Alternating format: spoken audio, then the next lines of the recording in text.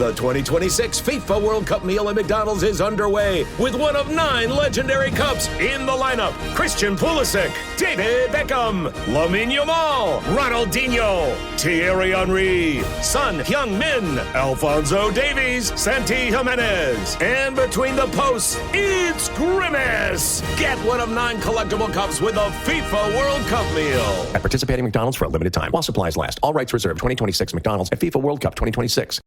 This episode is brought to you by Prime. What if you had one more chance with the one that got away? Sam, you came home. Based on the best-selling novel from Carly Fortune. Every Year After follows childhood friends Sam and Percy as they reunite in the dreamy, nostalgic lakeside town of Barry's Bay. Love can be hard to find. So if you're lucky enough to find that person, never let go. A second chance at first love. Every Year After, now streaming only on Prime. What did you see? I didn't see anything. You're lying. No, I'm not. Yes, you are. I know because I feel things very deeply. Look, I gotta get back to work, all right? I'll see you later. When? What? When will I see you? I don't know, Pearl. It's just an expression. You're not going to take me to Europe, are you? Tell me the truth.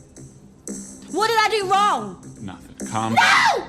Why are you leaving me if I didn't do anything wrong? I don't understand. I thought you liked me! I do like you. I just... Tell me the truth! Why are you leaving me? What did you see? Why did you change? You're scaring me, Pearl.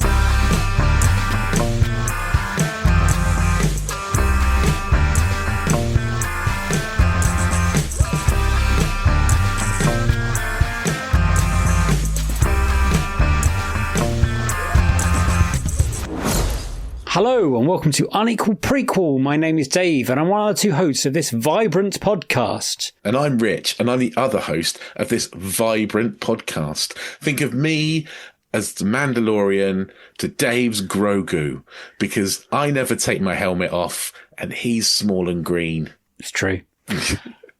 The premise of Unequal Prequel is very simple. We ask our guests their best ever prequel, worst ever prequel, and finally their dream prequel. And of course, we quite often drift off and talk about other things, sometimes movies and sometimes just life in general. And sometimes we do drop big fat spoilers, and this is by accident. And if that happens, go check on your wine you're making in the cellar. It's going to be delicious this time of year. Wine you're making in the cellar? How middle class are you? Yeah, I know, right? Awful. On today's episode, we are joined by Nick Helm. Nick is one of the UK's greatest comedians. He's amazing. He's a musician. He's an actor. If you don't know Nick Helm, then where have you been? Get out from under your rock and go and look up Nick Helm right now. We're very excited to sit down with Nick and chat all things prequels with him. These are Nick Helm's Unequal Prequels. Enjoy.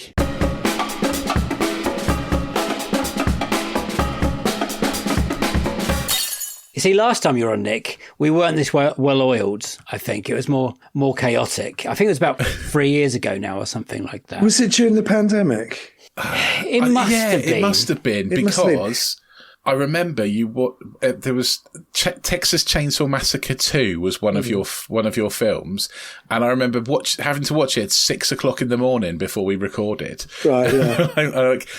Watching Texas Chainsaw Massacre 2 at 6 o'clock in the morning on my own, quite a surreal experience. Yeah, I mean, it's good though, isn't it? It's really good. A lot of people are like, oh, sorry, we gave your pick so late, and you're like, don't worry. Nick Helm has you beaten all. He gave it to us that morning or the evening of, and we had to watch. Yeah. But it was ace. Yeah. I think you were at the beginning of series 2, and we're about to, this is pretty much series 10. Oh, wow. Well done. Thanks. We're still going, and we'll enjoy it while you can before you get replaced by AI. Yeah, that could be happening around the corner, to be honest. Yeah. But we've cleverly moved on from sequels to a little bit of prequel action, which is quite simple when it just rhymed again. Unequal prequel. So that's excellent by us. We're always forward-thinking people. It's very clever. Thank you. As usual, Dave thought of the name before the content. So, no, I think it still works. The concept is still the same. Yeah, it's fine. We get brilliant guests on to talk about movies who hopefully like or don't like those movies. And then I've got a warm-up question to get your brain ticking, Nick. So can you remember the first prequel you ever saw?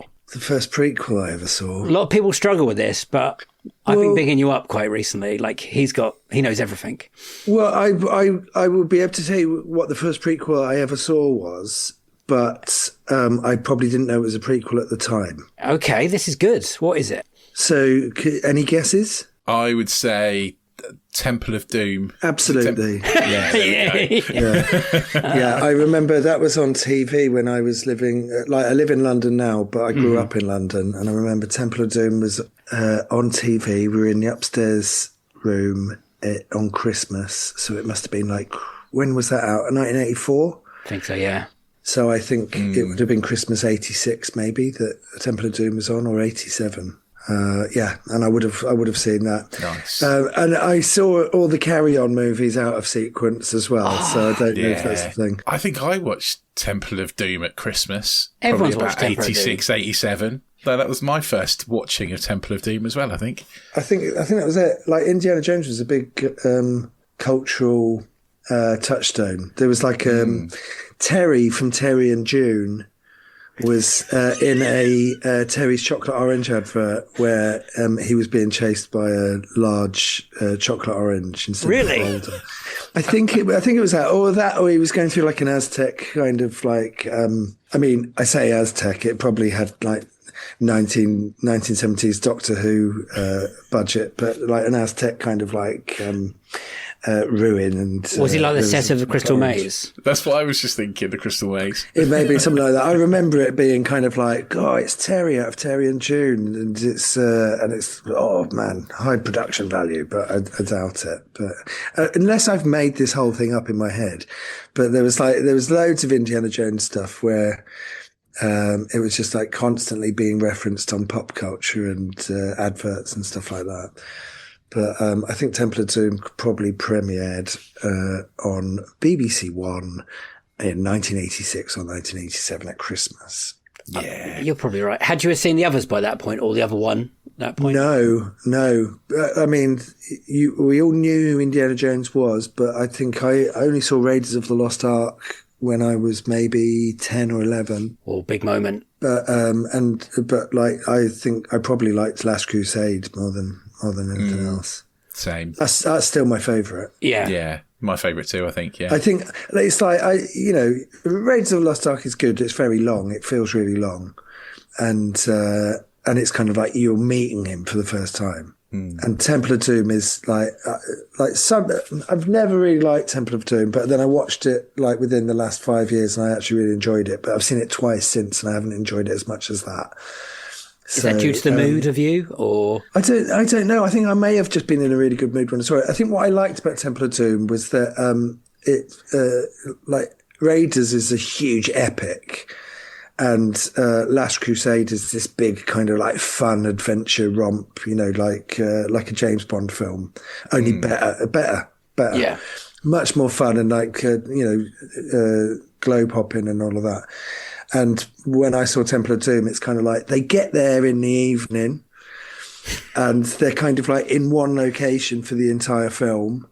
And it lasts maybe a couple of days. And it feels like this very kind of slight kind of side quest movie where he kind of goes off on this very slim adventure, but it's kind of all right. That's what I quite like about it. It's a bit pulpy, but I don't really love it.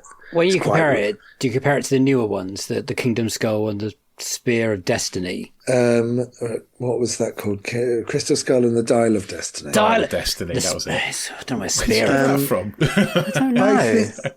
I think Crystal Skull is pretty rubbish. I think it's always nice to see Harrison Ford, but I mean there's not a lot of fun to it, and it feels it really feels like it's filmed on sound stages, and the CGI isn't great. I don't have a problem with the opening. I have a problem with the Gophers, but I don't have a problem with the everyone's got problems with Gophers. The nuke in the fridge or anything like that, because they see the wrath of God in the first one. And there's an immortal knight in the third one. It's I can believe that he survived a nuclear blast in a fridge. That's fine. But Shia LaBeouf isn't as fun as you want it to be. It's a different dynamic from Sean Connery and Shia LaBeouf. Yeah. And I just don't really want to see Indiana Jones getting old, It's kind of like he's Harrison Ford in the 80s, really.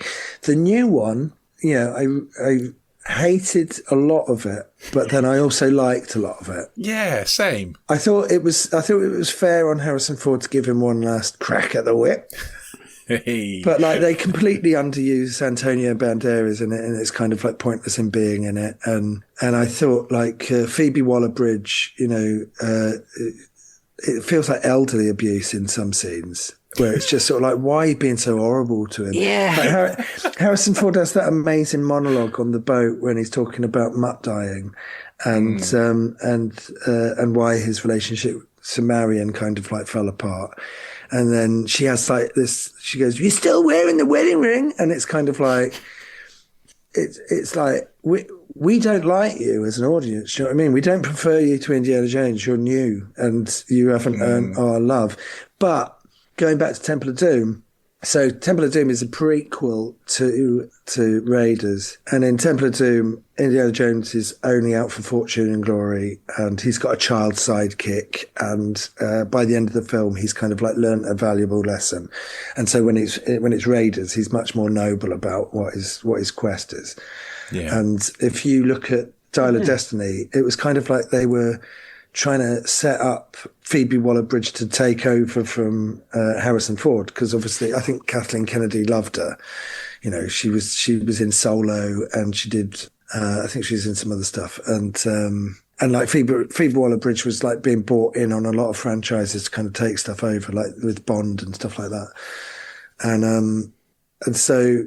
When you see Phoebe Waller-Bridge's character, she's really unlikable, but she's also got this. She's got this kind of the character is just incredibly just unlikable, and we already love Indiana Jones. Even Crystal Skull, we still love him. So to have this woman come along or a man, but it was a woman, come along and just kind of abuse him for the whole hour, and it's kind of what do you know, you stupid old man? And it's just kind of oh God, it's just relentless. But her character is very selfish, and she's out for fortune and glory. And she has this child sidekick who's sort of a useless sidekick. He doesn't really contribute that much to the film. So I think what it is it's kind of Dial of Destiny is her Temple of Doom, where by the end of it, she learns a valuable lesson about fortune and glory. And when they walk off at the end, it's kind of she's part of the gang now. And she spent the whole film not being part of the gang. And then by the end, she is. And I think that means that it's kind of if you look at him in Temple of Doom with his child sidekick, I think her child sidekick is obviously meant to make you feel oh, that's a bit like Short Round. Yeah. But because, it's only lip service, really. They don't really give the kid much to do. And, and by the end of it, she's changed her perspective on just acting for money. So in a way, Dial of Destiny is her prequel, but I don't think she's going to take over the franchise. So do you think that's the money problem, or was that just they weren't ever going to plan it? I think that if they were going to, I think that there were rumours about them setting it up before the movie came out, and then the movie cost $1 billion? Oh yeah, fortune, yeah. And I don't think it made a profit. And then I also think that that character wasn't well liked. No, that was our problem. Well, my problem. No, yeah, same. And I remember watching it and thinking, oh, I really dislike this character. And then afterwards thinking, oh, I think I'm supposed to. I think you're supposed to not like the character. I think like you said, she's supposed to be annoying. I think she's she supposed did a good job. to be. I think that maybe there was an actor out there that could have brought a certain amount of likability to it, but she's likable in other stuff. Yeah. I just don't think that it kind of really gelled with that film. And also it came at the expense of Indiana Jones, where he was the butt of a lot of jokes, and it's kind of I don't really want to see that. No. Yeah. And I didn't really enjoy the CGI stuff at the beginning. It felt like Tintin. Yeah, it did. It did feel a bit like Tintin. Which is kind of like, you know, because that's Spielberg, and it's kind of like the thing that was most like a Spielberg film in a way, which but it was Tintin. First bit, yeah. So I just looked at the budget. It was 387 million, and its gross worldwide was 383 million. So it didn't even make its production budget back, let alone its anything else on top. Yeah, it's production budget, but then the marketing budget was on top of going to be double that, yeah. And I think that it probably did cost a little bit more than that because they had to refilm half the film. Yeah, true, they did, didn't they? But like there were rumblings that it was going to be like at the end of it, Phoebe Waller-Bridge was going to travel through time and kind of like relive all of Indiana Jones's adventures, and then they would make a series based on her. But you'd have to be pretty belligerent to kind of like stick to your guns and just keep doing it. And I think Kathleen Kennedy has had a track record of just kind of like, no, we're going to keep doing stuff that people don't like because I want to do it and I want to prove that I'm right. But I don't think that, you know, I think also without Harrison Ford kind of being, because Harrison Ford wanted to make it, he was the one that was like, come on, let's just do one more. Yeah. But it kind of doesn't really feel like much because George Lucas and Steven Spielberg weren't involved. Yeah. Yeah. Do you think there's any chance that they'll recast Indiana Jones and then go back and do like another prequel-y one, like a younger Indiana Jones? Is there anyone that can fill those shoes to you? I think like maybe 10 years ago, someone like Chris Pratt could have done it. He has that same sort of like likability, but I'm kind of sick of him now. Yeah. But I thought what kind of like a good ending for Indiana Jones would be for old Indiana Jones to have his memoirs and he sells them to Paramount. and then every other Indiana Jones adventure after that is based on his memoirs, and you could have different actors. Brilliant. That's very meta. Yeah, it's awesome. I'd watch it. I would watch it too. But I also think that, you know, Indiana Jones, and I'm not a huge fan of Indiana Jones. I really love Last Crusade, but like, I think it's so kind of like, it needs to have like retro special effects. And as soon as you have like CGI, it doesn't really feel, well, it doesn't feel like Indiana Jones anymore. That's the Kingdom Skull Crystal. That's where the monkeys for me. Yeah, the monkeys were terrible. And that machine that just sort of like ate the rainforest. And it was kind of like, well, what is that? It's a bit like when Michael Keaton turns up in The Flash and he's doing like backflips and doing all this stuff. And it's just kind of like, and he's like moving really fast. And it's kind of like, Michael Keaton couldn't move fast because of his costume. So it doesn't let alone when he was like, young. Yeah. It doesn't say he's still a badass in Batman and Batman Returns, right? But he couldn't move that much. And so like it's not the same Batman, you know, when it's kind of like, yeah, we've got this old guy, but we've CGI'd him so he can leap around like a hamster. So yeah, I don't know. Yeah. Nick, what is your best ever prequel? My best ever prequel, I don't know if it's my best ever prequel, but it's my favourite prequel within recent memory. I love this, is the horror movie Pearl. Okay. Why is that? Yeah. Why is that? Now, I told you this in advance, didn't I? Yeah. I'd never seen it, so I watched it for the podcast. And in fact, I watched the one before as well. So I watched the first one, and then I watched this one. Me I too. haven't watched Maxine yet. Right, okay. So I need to go watch Maxine. And did you watch the first one and then the second one? Yes. Right, so I watched the second one first. Right. Oh, okay. And because I heard about X, and for some reason I think it was my birthday, and I kind of like rented Pearl off the telly, and I watched it, and it was so not like what I had in my mind that it was going to be. And it's like this period. Do you know about the production of it? Yeah, I read about it in COVID. They're all there anyway. They might as well make a film, basically. So they made X, which is kind of like, is it 70s?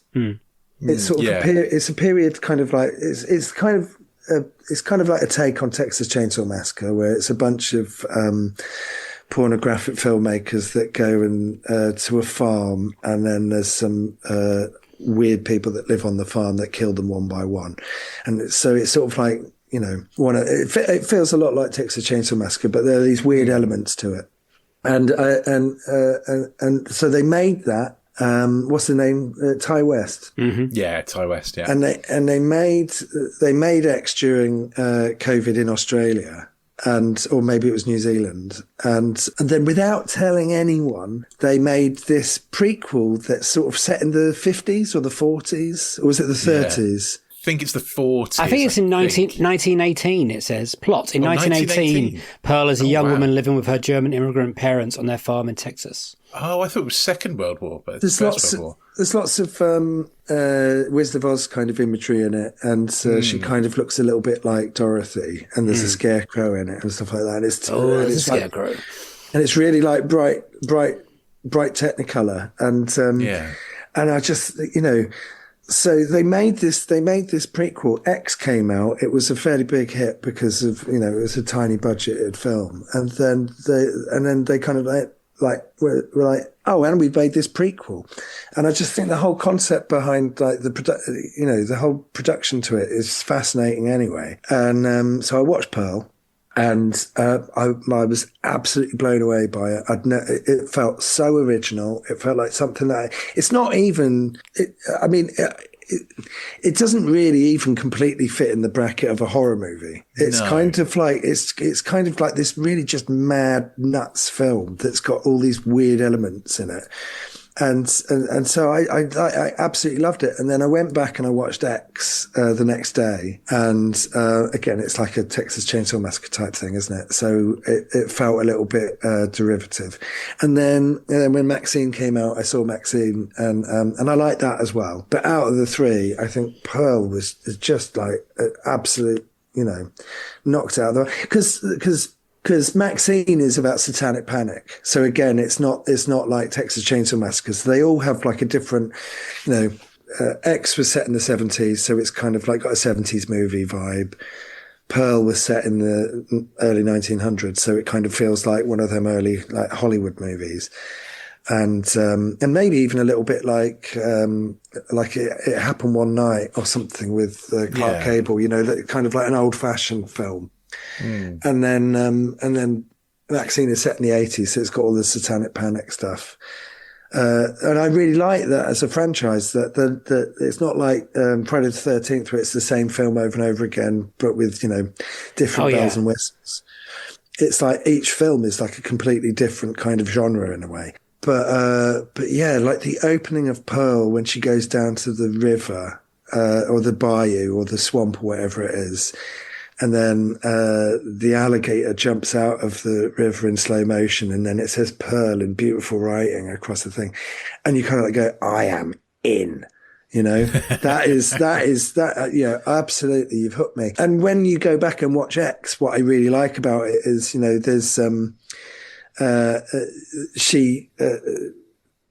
there's like things that connect them to, because it's the same farm. So Pearl is basically the bad guy from the first movie when she was younger, and she chops an axe into a wooden block, and then in X you can see the axe is still there, and it's all rusty, and it's kind of like those little things that like connect the films together. I really liked. So it works really well as a prequel because it sets up a bunch of stuff for the original, but it works, I think, as a standalone movie where, I just loved it. And the end credits are just incredible. She's amazing. Oh my God, so good. Yeah. I was going to bring up the 3 minutes hold. Yeah. That's mad, isn't it? Just Mia Goth just sort of, just going nuts. It was just amazing. So, what did you think of it, guys? Rich, go on. I enjoyed Pearl a lot more than X. I thought that, like you, I felt like it was a kind of a cheap, not cheap, because it did look pretty good, but it's a Texas Chainsaw Massacre rip-off essentially. It's derivative, and we've seen that sort of film over and over and over again. Absolutely, but then they did have their own spin on it. They did have their own take. Yeah, but it just didn't feel as grimy as Texas Chainsaw Massacre, it didn't feel as, you watch Texas Chainsaw Massacre and it feels hot and sweaty. Yeah, you can smell it. Didn't, absolutely. But this didn't quite have that. But Pearl, I really liked. I really liked, because I'm waiting all the way through the movie for Mia Goth to become Pearl, essentially to become who we see in the first one. And it only really happens right at the end. You know, it doesn't really kind of, there's a lot about when she doesn't get a lot about her. The dance job. Yeah, when she doesn't get the dance job. That's when she's fully lets loose. But because with X, it's like, it's not bringing, it's got its own spin on something that is like a classic setup. Yeah. But it's not really bringing that much new to the table. It's kind of like, hey, we're going to do this kind of, people get killed one by one, you know, like a slasher. And our take on it is age or like, you know, old people. They can be killers too. Wanting their youth back, you know. And it's kind of, let's be sexy again. That's our take on it. But that's like a fresh coat of paint. Whereas Pearl is like, oh, they've done something completely different. Yeah. Sorry, go on, Dave. I'd love to know that point where Ty West had Mia Goth, and she's amazing, even before making these movies. And when in his head, he's like, she's kind of special, this one. Because in X, she's not let loose. In Pearl, they're like, well, let's take the brakes off Mia Goth and just see what she can fucking do. Yeah. And it's terrifying. There must have been a point when they're making that first film where they're like, we got to do something quick with her now. Well, she wrote it, right? The second, Pearl, yeah. Pearl, yeah, she was one of the writers on it. So I imagine when they were making X and the pandemic was kicking off, and was it Australia or was it New Zealand? New Zealand. Because New Zealand were absolutely, for the beginning of the pandemic, they were absolutely fine. They also got lucky with the crew, because the crew was basically the crew that worked on Avatar, The Way of the Water, right. And they had already been through all the COVID procedure, basically, so they were all clear. They were all clear to work, and no one else could go anywhere. And so they were landlocked to this island. So they're like, "Fuck it, let's just make another movie." And then Pearl was an example of that. And I guess while they were making it, they were coming up with like all these new ideas for like, well, you could, because she plays the main character in X, but she also plays the old lady. And so while they're doing it, they must have been thinking, I wonder what she was like when she was young. And there is some backstory. Maybe it was conceived as like a trilogy in the first place. Because there is a lot of kind of like implications about, you know, the past in X. So like if they're on set and they're kind of like coming up with ideas, or whether they already had kind of like a framework for it in the first place, I don't know. But yeah, God, she's absolutely incredible. Her voice doesn't, I don't know, it's just magic and like mad at the same point. Yeah. When you watched X after you watched Pearl, did that make Pearl even better because you got more of the nods? Yeah, it made Pearl even better because you realised that there was such an attention to detail in Pearl. And they went back and they kind of like, you know, and not in a solo kind of... oh, you're on your own, are you? I shall call you Solo. It was kind of like, well, where did Han Solo get his gun from? God. It's kind of like the kind of, they're not necessarily questions that you had. There are some questions that get explained, but there's little bits in there that are like little breadcrumbs for you that if you're really enjoying it, you can pick up on all this stuff. Yeah, they don't force feed it to you, but it's there if you're looking. Like that kind of, you have to do the work for it though. Yeah. It's not like we're gonna go, here's a thing, and you're like, yeah, cheers. Yeah. But like it's original. It's got an absolutely magnetic lead performance. It's beautiful to look at. You're kind of watching it like going, what budget did they have? Because if they're kind of like just sort of like doing a 2-for-1 with X, it's they actually had no budget. Like as far as I can tell, like on IMDb, it doesn't say it had a budget. No. It doesn't list a budget at all. And it's kind of like, why would you set it in 1918 if you know, like that's even harder to kind of like, you know, film. So I suppose 70s, if you're doing 70s, but like people wore jeans in the 70s, you know? Yeah, they did. It's like, it feels like such a bonkers kind of move to do this thing. And then it's like, oh, there's an alligator in it, but the alligator isn't like this main kind of threat in the movie. It just happens to be there. And, And when you go back, I would say that you should watch Pearl first, and maybe even just in complete, because that's how I watched it. I watched that first, and then I went back and watched X, and so because you get all of the detail from Pearl once you've seen X, that's one thing, but also X isn't as good as Pearl, and so it makes Pearl even better. And it also feels like that they're improving. It's not like Pearl wasn't as good and it was the second one. It's like Pearl is even better and it's the second one. Yes. And so you don't really begrudge X that much. It's kind of like X is a really great starting point. I did like X. It's a really great starting point.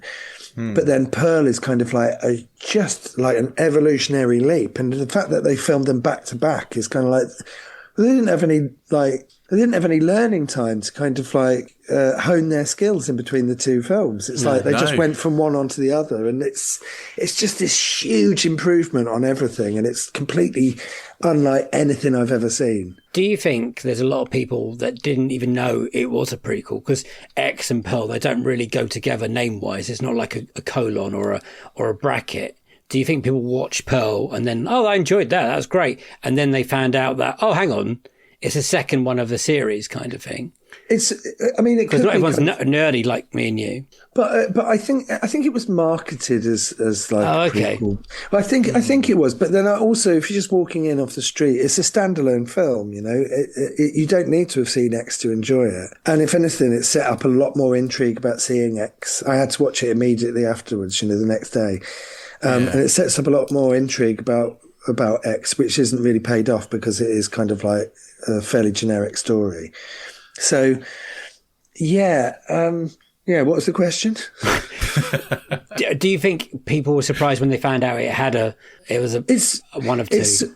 It's sort of a secret. It's sort of a secret sequel, isn't it? A prequel. Yeah. Whereas Maxine has got 3 X's in the name. And it's the third one, but it's also triple X because it's pornography and the adult world. I really like Maxine. There's loads of good stuff in Maxine. For me, it was kind of the weakest. That follows X, right? Yeah. So character-wise. So if you did it chronologically, it would be Pearl, X, and then Maxine. And Mia Goth again she's brilliant in it, but I think I prefer the character of Pearl to Maxine. Oh yeah, even just watching the two of them, I preferred the craziness to the other girl. You being an actor, Nick, could you do the 3-minute hold just staring in the camera while crying at the end? I'd give it a go. I mean, I'm not saying that it's impossible to do, but the way she does it is just like, and does she even blink? It's like her eyes are streaming by the end. It looks like it hurts. It's like the film is already for me a 5 out of 5, and then the the end credits just sort of like top it off, and it's just like, oh my god, every part of this film is amazing. Yeah. I do wonder if the director didn't say cut and she just kept going and everyone just... No, they knew what they were doing. I like to think there's a bit of minxing around a little bit. When you watched it, did you find that a lot of people hadn't seen it, or so you went around telling people about it? Yeah, and not only that, like my girlfriend at the time went to see X at the cinema and she walked out of it and she said it was rubbish, and so when I watched X, I had like very low expectations about it. Or when I watched Pearl, it was kind of like, well, I mean, me and my ex, we had very different tastes. So because you're a horror man, right? I like everything. I like Casablanca, and I like The Good, the Bad, and the Ugly, and I like Goodfellas, and and I like Dirty Dancing and Pretty Woman and John Hughes movies. But I do really love good horror. Yeah. I'll tell you what, I mean, thinking of another prequel, I would say the first 20 minutes of Final Destination Bloodline is... cracking, isn't it? I think the whole film is brilliant. It feels like faint praise to say it's the best Final Destination movie. But I never really loved the original. I think 2 and 3 have a lot of fun stuff in them. 4 is kind of... is 4 the NASCAR one. 4 is just like horrible, hateable characters that are just there to be killed. 5 is the bridge, and again, it's kind of like it's kind of fairly mean spirited. Whereas 6 is that the roller coaster now? No, it's what was it? It was the plane, and then it was the log. The logs, and then it was the roller coaster. Oh, okay. Then it was NASCAR, and then it was like a big bridge. Right. And I had fairly low expectations going into Bloodlines. But I went because of nostalgia, because they hadn't done one in like 15 years. And I watched all of the others leading up to it, and they get worse and worse and worse.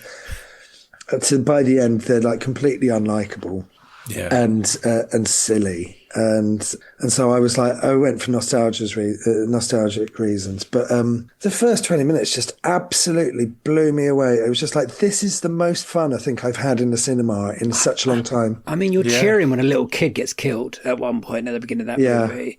Yeah. Because he's so green. Yeah. And then the movie starts, and then you've got kind of like some stock characters, you've got the goth guy with the piercings and stuff, but he's such a likable actor, and it's such a likable performance that it's kind of like, you have seen this kind of character in other things, but all of the actors bring something completely new and different to their roles. And the deaths are brutal, but like, they are. It's got such a dark sense of humour about it, and the concept for it is great. And then the way they get Tony Todd back in for like one last performance, I mean that and Saw 10. I was absolutely blown away by how good Saw 10 was, because again, that's like a really grubby kind of franchise that I don't really particularly enjoy, but I really loved Saw 10. Also a prequel, by the way. Is Saw 10 a prequel? Yeah, because it's set between 2 and 3, 1 and 2. Yeah, right. It is. So Saw 10 is really great, and Bloodlines was really great, and Pearl was really great. So I do really like horror films, and I like all the Friday the 13th movies as well. I mean, I like all of them because they're all different. It's the same thing, but it's like Rocky. It's the same thing but different. Yeah. Are they your happy place horror films? Are you one of those people? I think they're just the easiest to kind of like, if you're not in the mood for something that's like emotionally draining or something like that, and you do get some fairly emotionally draining horror movies, but I kind of like the cheap and nasty ones. But also like Evil Dead 2. I think we talked about Army of Darkness last time, didn't we? We did, yeah. But like Evil Dead 2 is such like an easy breezy watch. It's so much fun. There's great there's a great central performance. And the practical effects are really great, and it's brilliant. And John Carpenter, all of his films, I love all of his films up to a point. And then I can kind of like take or leave them. But yeah, In the Mouth of Madness is kind of like, I think, his last really great one. But my friend Nathaniel really likes Ghosts from Mars. So no, really. Yeah. And occasionally I'll put on. It's mad, isn't it? Yeah.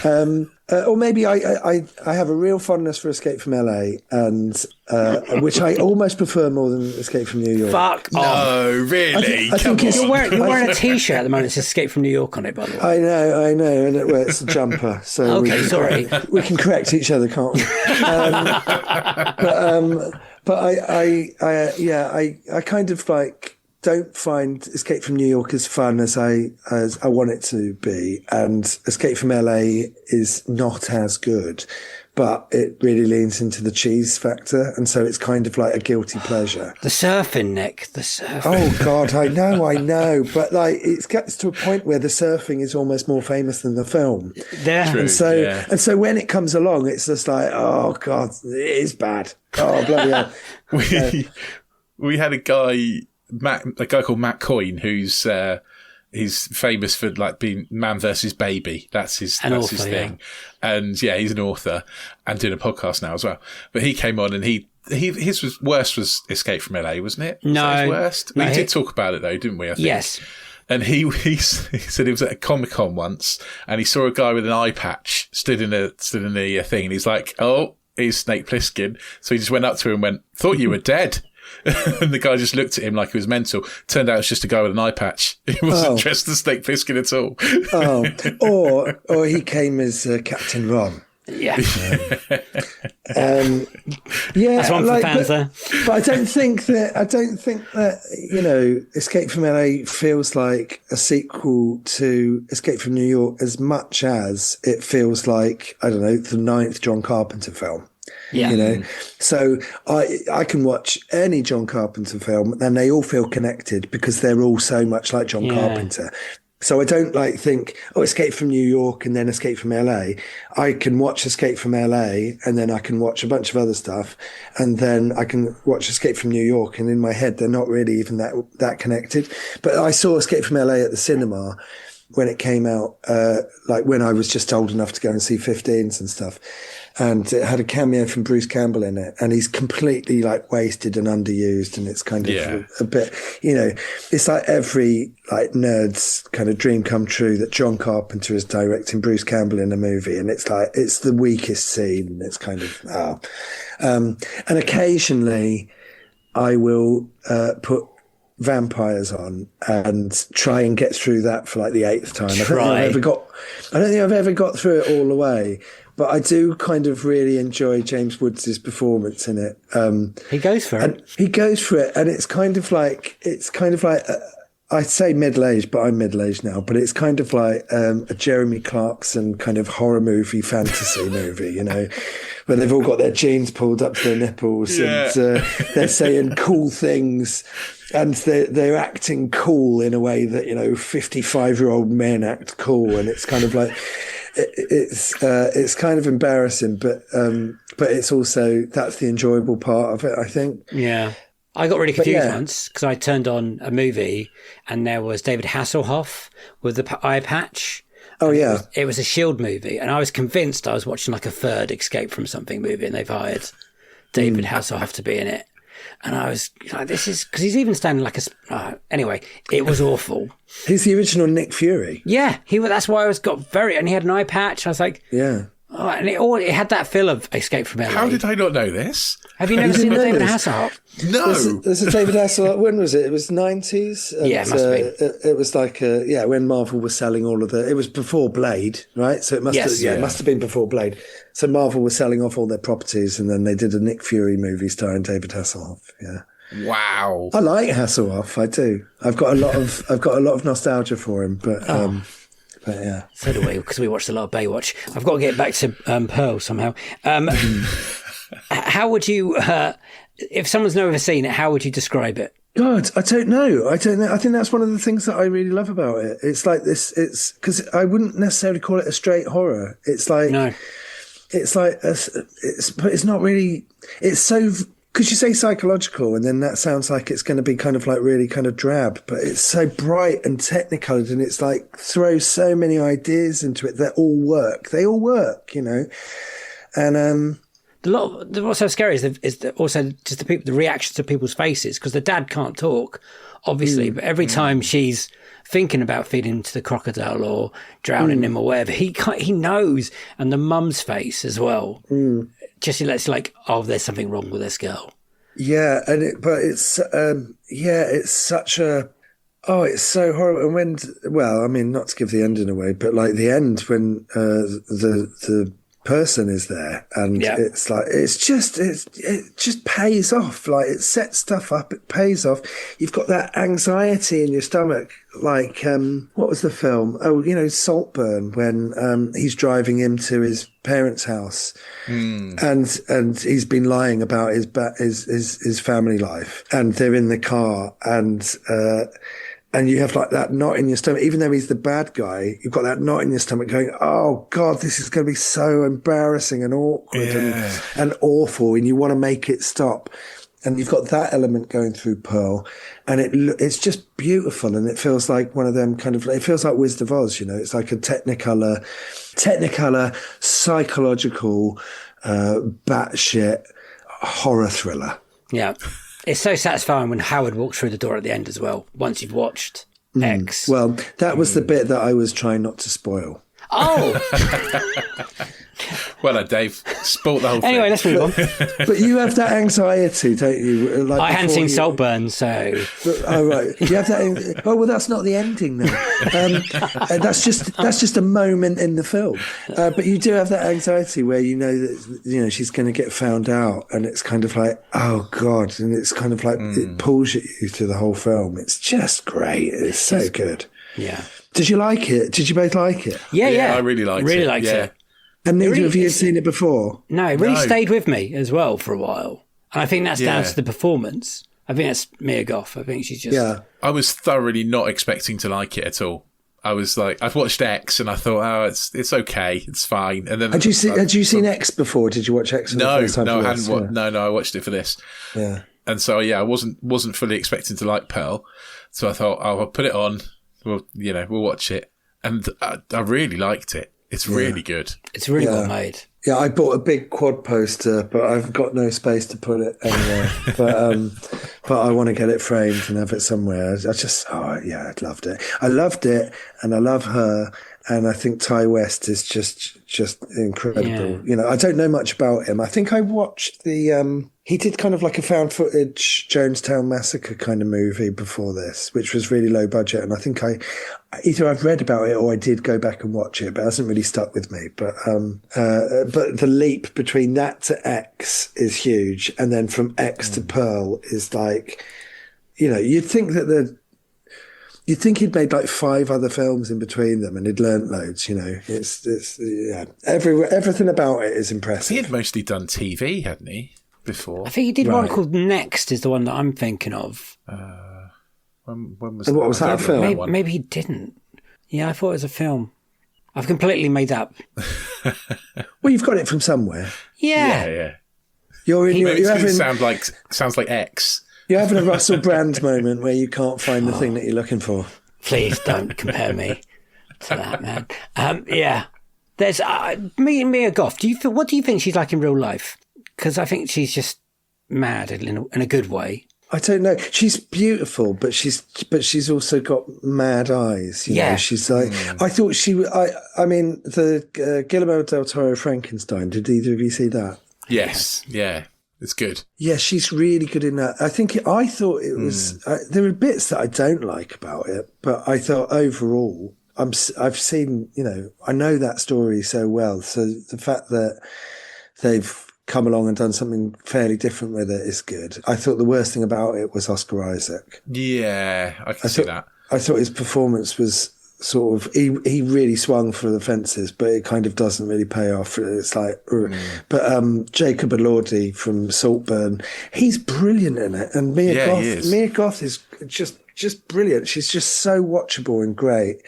Don't know what she's like in real life. She feels like maybe she's a bit. I don't want her to get typecast. Well, I don't know. I think that she's kind of like positioning herself to be like a modern day screen queen. Do you know what I mean? Yeah.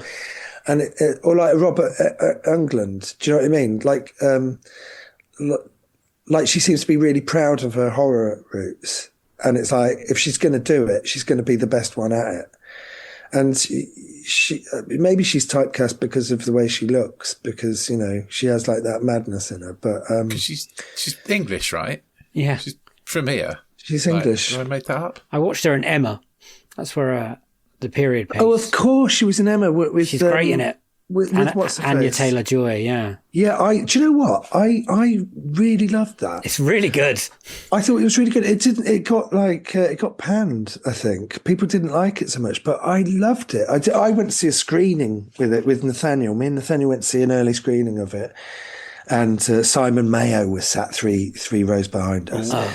I don't know what he gave it, but he saw it. He saw the exact same screening as we did. Yeah, she is in that. Yeah, she's great in that as well. Yeah, she's just brilliant. Because Jenna Ortega. Yes. She's in X, isn't she? And they kind of like have fairly similar kind of vibes to them. But They do, I like Jenna Ortega as well. I like her 2 Scream films. I thought they were Excellent. I thought the 6th one maybe was my favourite Scream film, and no one liked that. That's the New York one, right? Yeah, I really liked it. I thought it was Great until the end. Yeah, great. That's great until the it's reveal. really good until the last bit, and then it goes very Scooby-Doo. I think after the first one, all of the reveals are a bit shit. You're probably right. Yeah. This last one, the seventh one, especially shit. I thought it was absolute dog shit from beginning to end, and I couldn't believe it. But when you look at what they threw out in order to make it, because basically Jenna Ortega's sister in 5 and 6, Melissa Barrera, is that her name? Yeah, she got cancelled, and then Jenna Ortega, they were going to have a new crew that came in. And Jenna Ortega was like, well, there's literally no one that I've worked with before going to be on this production, so I don't want to do it. And so they just threw it out, and they were like, right, we've got Nev Campbell back in it. And then it's loads like, of okay. money. And then, what's the point in bringing Matthew Lillard back if you're not going to do anything with him? It was just, and it's not my favorite. It's not my favorite franchise, but I thought 5 was great. And then 6 just kind of like went up a notch for me, and I liked the core 4 and all of that stuff that they had in it, and I thought the new cast were really likable and good, and I don't know. But Jenna Ortega and Mia Goth are both brilliant. Study and play come together on a Windows 11 PC, and for a limited time, college students get the best of both worlds. Get the Unreal College Deal. Everything you need to study and play with select Windows 11 PCs. Eligible students get a year of Microsoft 365 Premium and a year of Xbox Game Pass Ultimate with a custom color Xbox wireless controller. Learn more at windows.com/student offer. While supplies last. Ends June 30th. Terms at aka.ms/collegepc. LinkedIn is great at connecting you with the world's largest professional network. But it can't connect you with motivation on a Monday morning. LinkedIn can help you get insights from your professional community. But it can't give you any insight into why Dave's still talking on mute. And while it can't stop your boss from bringing tuna for lunch, LinkedIn can help bring your career to the next level. LinkedIn is the network that works for you. Visit LinkedIn.com to learn more. You have one new message. Translating. Disney and Pixar's Hoppers is now available on Disney+. You could say that again. Critics are calling it Pixar's funniest movie ever and a wildly entertaining ride. Blizzard Potato. It's certified fresh and verified hot. Now we party. This is incredible! Wow, I am clearing the rest of the day. Disney and Pixar's Hoppers, now available on Disney+. Rated PG. Before we go on to your worst ever prequel, there's a filler question, just a quick one. What is the most pointless sequel? What's the most pointless sequel? Prequel. What's the most pointless prequel? Well, I mean, you'd say Solo, probably. Yes. In terms of the big ones, but I kind of I don't have a Rolodex of prequels to just come. They're hard, aren't they? So maybe like if you suggested some, then I'd be able to tell you. I'll tell you what, though. I think Solo's the right answer, to be honest. Like mentioning prequels, The Good, the Bad and the Ugly, that's a prequel to the others, isn't it? Because he finds his poncho in it and he changes his hat in there, and by the end of it, he's the man with no name. And that is one of my favourite films of all time. So maybe I should have said The Good, the Bad, the Ugly is my favourite prequel. But I think Pearl is probably less well known, and it's But I would say Solo, because that's not saying that I didn't enjoy Solo. I did. I enjoyed it on the same level as I remember when Stargate came out, and it's very much kind of like a Saturday matinee B-movie science fiction romp, and you kind of watch it, you pay your money, you get your bang for your buck, and then you leave. And you'd watch it on like a rainy Sunday afternoon, but it's not like a prestige movie, even though it's got Kurt Russell in it. It's not a prestige film. And so it was kind of like Solo felt like a real throwaway kind of like adventure movie, a bit like Temple of Doom in that way, but not as good as Temple of Doom. No. And I thought Alden Ehrenreich, he had like a thankless task, and I thought he did a really good job. I thought it was okay, yeah. I thought it was absolutely fine, and it didn't it hasn't destroyed my love of Empire Strikes Back or anything like that, you know. And Empire Strikes Back, I like Star Wars casually, but I love Empire Strikes Back. It's like in my top 10 films. Yeah. But so Solo didn't really do any damage to it. But, you know, all of the stuff that's in there, like we need to do this for the prequel, you know, like the Kessel Run and how he got his name and where he got his gun, and you know, even him and how he met Chewbacca. I used to collect the Topps trading cards when I was younger, and there was like a really cool trading card that was basically Chewbacca's. What do you call it? Is it a bandolero? It's like Chewbacca's kind of thing. And you can see his chest and that, and it's got Han Solo's ID card, and you know, and he's burning his ID card, but it's got him with his kind of imperial haircut and stuff. And do you understand what I'm saying? It's like you basically see his chest, and then facing the camera is, or you know, the camera is he's like holding his ID card in his thumb, so you only see Han Solo's hand holding his ID card, but setting it on fire because he's just saved Chewbacca.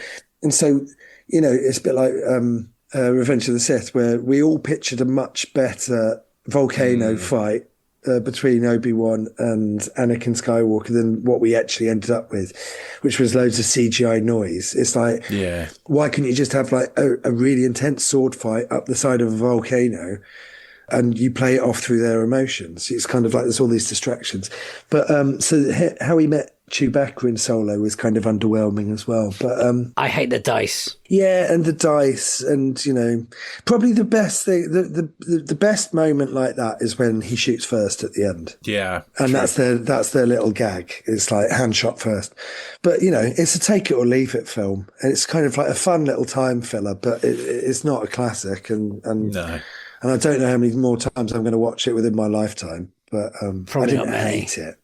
But it's pointless. It's pointless. Oh yeah, when That's the thing. when they announce a movie like that, like a prequel, what are your thoughts? Is it excitement, or is it anger, or is it disappointment, or is it just? Ugh? Well, our relationship with Star Wars has changed since then. You know, with any film, as in. Well, they've just announced the sequel to The Thing, right? And John Carpenter and Kurt Russell are doing it. And really. Is that a thing, or is it just like an AI thing? I think it's the thing, right? Isn't it? I think it's a thing. I thought I saw the same, but then I could be fooled. I'm like, if they're doing it, then they're the best two people to do it, and I'm not going to begrudge John Carpenter one more go at making a movie that's going to see a cinema, you know. Yeah. And I want to see Kurt Russell do as much stuff as possible. And so to have John Carpenter and Kurt Russell working back together again, it's like, absolutely. And it's a sequel to The Thing. If it's good, then amazing. And if it's not, it doesn't take anything away from the original. They've already done a prequel. That's a pointless prequel, isn't it? You know, they've already done a prequel to The Thing, and that didn't take away from the original. And The Thing is a remake itself of The Thing from Another World. So I don't think there's... When The Force Awakens came out... my love of Star Wars had died, and then when The Force Awakens came out, like ironically, it reignited my love of Star Wars. Yeah. And then when Rogue One came out, it was like, this is amazing. And then when The Last Jedi came out, I hated it. And I remember you saying this, yeah. And it retroactively undid The Force Awakens. And so when Solo came out, you were kind of like really hoping it was still in that sweet spot where you were kind of like, well, it's not the end for Star Wars because they could knock it out of the park with this one, but they didn't, and they kind of like, that was a film where they remade 70% of the film. So I think Solo ended up costing like 500 million. Yeah, if there not seems more. to be a theme here. Well, it's Kathleen Kennedy and Phoebe Waller-Bridge, but do you know what I mean? It's so. I don't know. It was. I think I have a problem with them floating the idea of remaking Big Trouble in Little China, because I don't want to see it. It kind of is like them saying that Big Trouble in Little China has aged badly and it needs a remake because young people won't watch it. Whereas I genuinely think that it's a time period. It's a timepiece. It's set in the 80s, but it's a film that rewards you every time you watch it. You know, there's something new that you notice in it. You know, you like as a kid, you watched it and you thought Kurt Russell was the lead.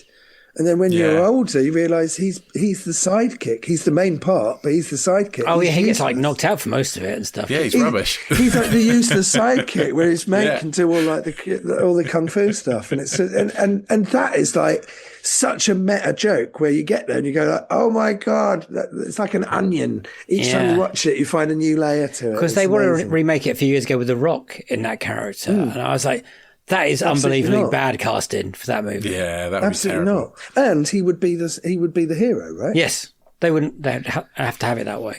Yeah, I don't.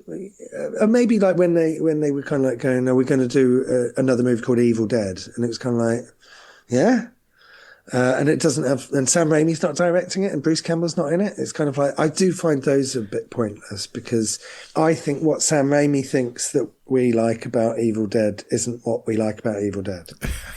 I think that what we like, because, you know, they did Evil Dead Rise as well, and it's kind of like, I think you need Bruce Campbell in it. I think that's what makes them Evil Dead, you know? Yeah. It's like having a James Bond movie. I keep mentioning James Bond. I hate James Bond. But it's like having a James Bond movie without James Bond in it, or an Indiana Jones movie without Indiana Jones. It's like, that's not what I like about it.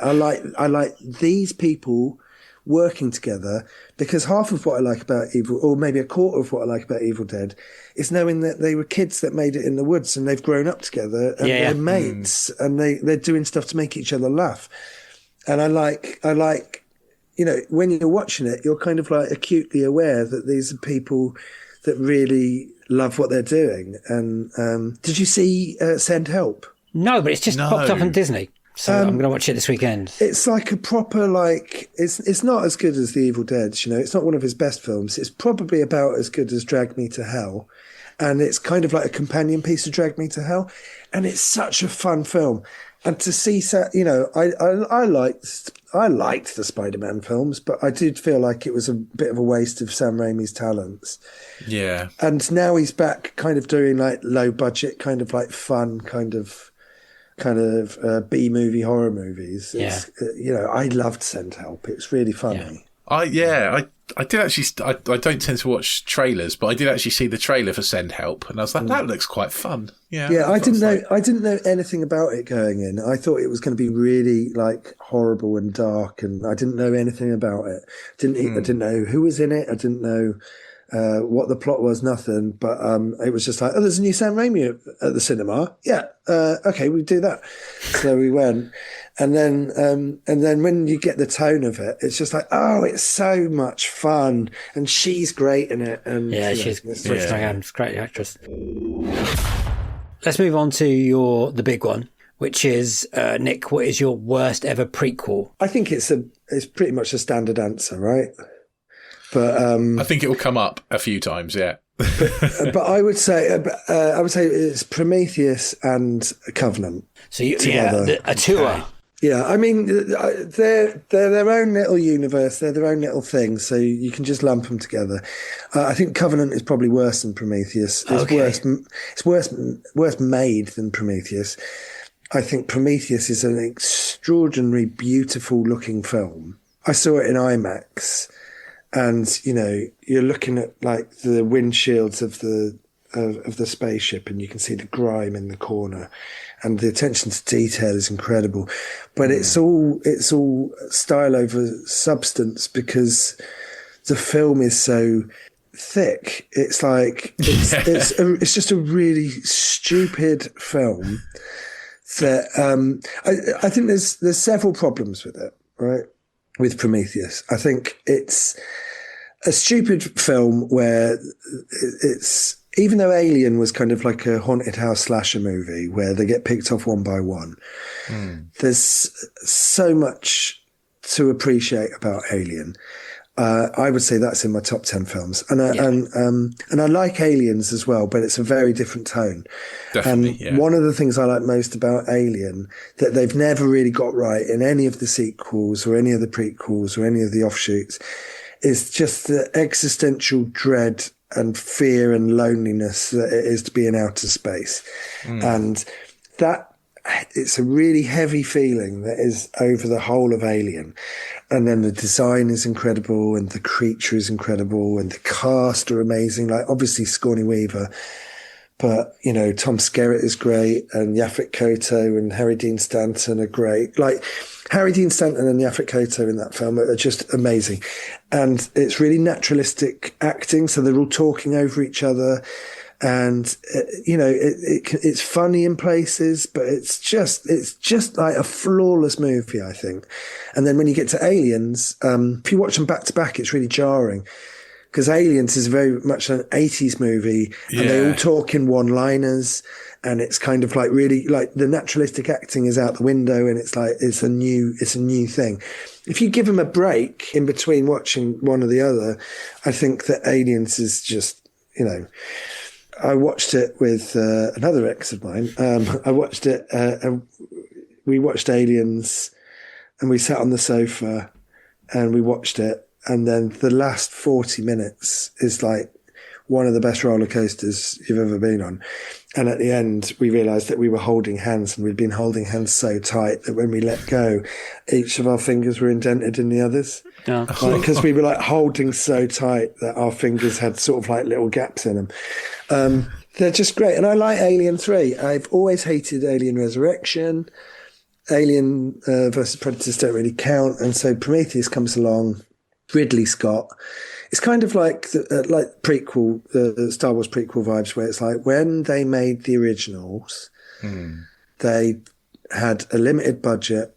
They had the studio breathing down their neck. It was there was every possibility that it was going to be a failure, and they had to compromise all the while still trying to kind of like get as much of their artistic vision on screen. And then later on, when money is no limitation, and you know, there's no limitations on money, and they can kind of like dictate exactly specifically what they want on screen.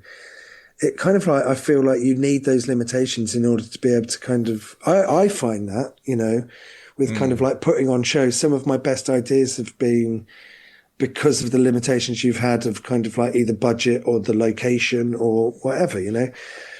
So I think what you realise is that Ridley Scott kind of like misunderstood his own film.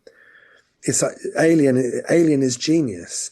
And Ridley Scott's main contribution to his second Alien film, which is Prometheus, is that he demystifies everything that was incredible about the first one. So I think that it's got a really kind of like, it's got really stupid characters. It's got a really stupid plot. It's got like fairly bad old man makeup for Guy Pearce that kind of drags you out of it. And it's answering questions that I never wanted answered, you know, like the space jockey. And that is a fossilized remnant of an ancient alien species that has encountered the alien before, and we don't know what it is. And we only see it for a couple of glimpses in the original. And it just expands this whole universe where you kind of go, that's not even the alien that this film Alien is about. You know, it just happens to be another alien. And it throws up all of these questions. And so for Prometheus to kind of like go, not only was it not an alien looking thing, it didn't look like that, it was a biosuit, but that biosuit was on its way directly to drop bombs on humans, because it's gone from like a limitless kind of universe to this thing where it's like you've got the architects, you've got the alien xenomorphs, and then you've got humans, and they're all in this dance together. And it just makes everything kind of small and kind of, oh, well, that's that then. So I think the only way that you can really enjoy Alien is by just completely, you know, removing them from they're like an option. They're like fan fiction. They're Ridley Scott's fan fiction.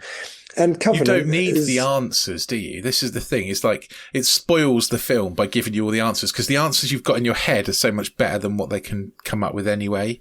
If you even have answers, but like a lot of it is just kind of like looking at it like going, I don't even know what that is, and that kind of like lack of understanding. It's like you don't see the alien that well in the first one. So you're kind of like piecing it together, and it's like, oh, right. And I just think, I know people like having stuff handed on a plate, but some people do. But I really think that part of what makes that original Alien film so good is all of the unanswered questions and not knowing and having to piece it together through clues, and that's what's great about it. And when you go, I've got all the answers here, we've done it. I mean, Solo was answering questions that nobody ever asked. Yeah. Like, how did he get his name? It's just like, I think everyone just assumed his name was Han Solo, right? Like, where did he get his gun from? I've never once thought, where did Han Solo get his gun from? But those questions, it's personal, isn't it? Those questions in Alien were personal to me. They were kind of like things that kept bringing me back to. It would be like if Stanley Kubrick did a latter-day sequel to The Shining, explaining what everything meant. And it's like, it's the questions that keep you coming back to The Shining, you know? Well, I suppose they did that with Dr. Sleep, didn't they? But it's the questions that keep you coming back to The Shining. And it's the question, and it's that atmosphere that keeps you coming back to Alien. When you demystify it, you're basically telling everyone that you didn't understand your own movie. Yeah. When you first saw it, because they tried to hide the fact that it was an Alien film for so long. Fooled me. Rich didn't know it was an Alien film. I didn't know it was an Alien film when I watched it. Really? No. Yeah. They tried to keep it hidden. No, they tried to do like a big secret cinema kind of thing when they first released it. Oh, wow. I thought that was the point. I thought the point was that it was an Alien prequel, and then they tried to distance themselves from it by unpicking it. See, I think it's the other way around. I think he wanted to make another sci-fi film, and the studio were like, well, can you get it near this one a little bit? And then he's combined this big mythological Greek story that he wanted to tell, and now he's like, oh fuck, well, there's a little alien, he runs around somewhere. And they've bolted Alien into it to get it made. I can see that. I think that there's a bit of truth in all of that. I had a mate that was working on the set, and at the time they were like, oh, it's not an Alien film. He's like, I've seen the aliens. It's a fucking Alien film. Yeah, right. I remember hearing about it during its production, and I remember, I might be remembering wrong, but I remember thinking that they were making an Alien film, especially when it was a worst kept secret. When the trailer came out, and they're using kind of like the same alien shriek from the original. And then it's like, oh my God, the trailer for Prometheus was incredible. It's really good. It was like, how can they, but it looks great, and it had a pretty good cast, and it's kind of like, the trailer was incredible, and then all of the characters are stock characters. It's like filled with cliches. They're all idiots. They're not really... They're all idiots, yeah. They don't have any common sense. Whereas Alien makes sense, you know, and all of the characters, they're not stock characters. They're really like, you've got amazing character actors that are bringing these like three-dimensional characters to life. And you've got amazing character actors in Prometheus, but it's like they're being told to do like the worst version of what they've been given. The mapping guy gets lost, and the guy who's not look at the creatures. biologist guy. The biologist pets a fucking space cobra and all of that. Yeah, it's ridiculous. And then I think with Covenant, it's such a deeply depressing, dark, unpleasant movie with many unlikable characters and a real kind of downer of an ending. I love that ending. I love it. I want to see the end of that. I just really... Did you like Covenant? Okay. You're asking a big question there, Nick. Yeah. Did I like Covenant? No, but did I prefer it to Prometheus? Yes. Right, yeah. Don't lose any respect for me. I'm really sorry. No, I don't. I think they're much of a muchness. I think you could... I'm lumping them in together. I think that they're bad for different reasons. I dislike Covenant until the very last few minutes, and I quite like the ending of Covenant, but I hate all the rest. And apart from when the little alien pops out, it makes me think of Spaceballs. That's about it. Yeah, that's it. I don't mind the ending, but it's a really depressing ending that comes at the end of a really miserable film. And I like downbeat endings. Have you ever seen Screamers? Have you ever seen Screamers? No. It's got Paul Weller in it. Peter Weller in it. It's got Peter. Oh, okay. And it's based on a Philip K. Dick movie, and that's got. I'm overhyping it because it's literally one shot right at the end, but it's got a really cool end shot in it, and it's a B movie. It was like a straight to video thing. Okay, but I really liked that film when I was younger. So it's not the ending so much. Double Fassbender, doing the fingering. It's like oh, it's ridiculous! Yeah. It's ridiculous, and you can see the twist coming from fucking miles away. It's. I really hate a sequel / prequel that works so hard to make you like the first character in that first film, and then they kill them off without really any good storyline. I was like, we just couldn't bring her. She either didn't want to come back to the sequel, or we couldn't afford to bring her back to the sequel. Yeah, and it was just like we spent so much time trying to get her, keep her alive in Prometheus, and to go and see wherever this ship was going. That when you see that sequel to Prometheus, you expect to see the Elizabeth, what's her face? Yeah, well, that's what I hated about it. Good, yeah. What I hated about it was you've made us sit through Prometheus, and now it's virtually a reboot, right? And you've gone from trying to branch away from the Alien franchise to just leaning into it so hard that it's like, you see the alien in broad daylight. It's like the only character that holds over is Fassbender. The design work isn't as nice to look at as it is in Prometheus. I like that futuristic. I like all the design in these films. And it's kind of like you made us sit through Prometheus, and now you've kind of thrown it out and gone, no, not really. And now we're doing this. And it's kind of like, I'd rather see a sequel to Prometheus than a substandard Alien film. And that's kind of the same with The Rise of Skywalker as well. It was like, no, this is what you've been given. You've been given The Last Jedi. You've made us get all the way through The Last Jedi, and now you're going to pretend that half of The Last Jedi doesn't count and that you're apologizing for it. And it's like, no, make The Last Jedi work in the context of the trilogy. Make it work. Don't just sort of go, oh, no, maybe not that. There's some. I feel like there's another film that does this in the back of my head, but I can't quite place it at the moment. But yeah, it's just sort of like Prometheus is rubbish, but if you're going to make a sequel to it, make it worthwhile. And I do. And at the end, they go off on further adventures. That's absolutely set up for seeing the further adventures of Shaw and David, right?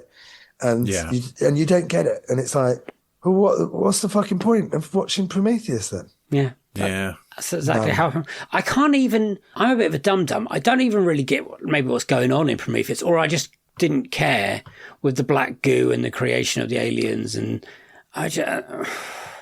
I mean, I'm not entirely sure what it is. One of the things that I liked about Alien Romulus was that they referenced the black goo in it, and the alien at the end kind of looks like one of the whatchamacallums, the architects. Are they called architects? I think so, architects. Yeah. And I liked the fact that. I didn't really love it because it's kind of like it's the first Alien film that they made where you've got one director that's trying to mimic two other directors. So it's meant to look like Ridley Scott meets James Cameron, and it's like all of the other Alien directors either were Ridley Scott, were James Cameron, or it was David Fincher, or it was even Resurrection had its own flavour. Do you know what I mean? And that's the point, it's like the first three Mission Impossible films, or they're all meant to have a different director doing their version of it. So when you have Fede Alvarez coming along and he's kind of going, I'm going to do my take on what a Ridley Scott Alien sequel would be like, it's kind of like, well, I'm not really interested in that. And then you got Ian Holm in it, and it's just like, fucking hell, that's terrible. Yeah. But what I respected about it was that they included the black goo and the architect kind of design in there to be kind of like, no, if that's part of the mythology, I'm going to try and make it work, you know. And so it kind of like does pay off the fact that we've all seen Prometheus. And it's better than them. That's also like a mid-call prequel as well, because that's the alien from the first Alien, right? That they find in Alien Romulus. Yeah. Mid-calls are very much the in thing, it seems, at the moment. Yeah. It's. I mean, why do you keep going back to see them, these Alien films? Then are you just a sucker for? Who, me? Yeah. Well, they're out, aren't they? They're on. Do you know what I mean? They're there. So, I'll see what they're up to. I mean, I always go in with hope that they'll be better. They're not like the Police Academy films that deteriorate like drastically. No. You know, although the first 4 are good. They're not. It's not like every time. There's always something to like about them, and there's some familiarity to them. And if they made another Nightmare on Elm Street film, I'd go and see that. You know, I don't know. Like, I love Alien so much, and I'm always kind of like in the hopes that they'll recapture that magic. Yeah. I mean, having said all that, I thought that Alien 5 thing where they're bringing back. What was the director? He did District 9. Neil Blomkamp. Neil Blomkamp. He had that Alien 5 thing in development that he kind of like pitched to Sigourney Weaver, and it was kind of, it was going to treat Alien 3 and 4 like they were a dream, and then Hicks and Bishop were going to be brought back. And it's like, I don't want to see that either. That sounds like fan fiction. Yeah, it does, doesn't They it? died. Like, I didn't want them to die, but they died. You can't just like make a sequel that ignores the other sequels. That's cheating. I mean, until the last 20 minutes or so, I thought Alien Romulus was going to be a really good movie. I was really enjoying myself. And then the last 20 minutes happened and I was like, no, this has ruined it. It's absolutely unforgivable that he says, get away from the bitch in it. Yeah, oh yeah, yeah. It's that like, is bad. it tanks the film. It's like, why you were doing a half decent job at this, and then that is like you've lost all your confidence and you've treated us like we're morons. Yeah, yeah. It's like, we need to hit. You know, it's like whenever they do a Predator sequel, and someone's always got to say you're one ugly motherfucker, and it's kind of like, get your own fucking one, get your own memorable moments. Do you know what I mean? Stop stealing them off of something else. And Romulus absolutely was doing so well that it didn't need to do that. I haven't thought about it a single second since I watched it at the cinema, but it was all right in the cinema. It wasn't the worst one, but Alien and Aliens. It's not the worst one. Yeah, I will see Alien 3 every so often, but I've got to be in a particular mood. But Alien is just like a prestige movie for me, and Aliens is a roller coaster. And I think Alien 3 just makes me sad. It is really sad. It should have been really good. It had the ingredients to be good, and it just ends up brown. Well, it didn't have the ingredients to be good. They never went to the supermarket and bought all the ingredients before they started baking the cake. Well, right? yes, fair. That's very fair. So and they didn't let the chef just cook what he wanted to cook. No. He bought ingredients. He bought half the ingredients for a cake, and then they made him make a bavette steak. So I got to be in a certain mood for that, but it's a sad film in its tone as well, you know. And I quite like that. I mean, you like the horrible ending of Covenant, and it's like I quite like the tone of Alien 3 sometimes, where it's kind of like it's hopeless and it is sad. But I much prefer like leaving a screening of Aliens, you know, when you're on a high and definitely. like it has a happy ending, and you know. Yeah. How often do you go 100%. back to Prometheus and Covenant? Is it one of those movies they like just to check in that it still doesn't work for you? Covenant, never. I never go back to So Covenant. that's just the cinema you've seen that? I saw Covenant at the cinema, and then I had to watch it. I think maybe I switched it on, and it was on film 4. Like it was halfway through it, and I watched a bit, and then I switched it over.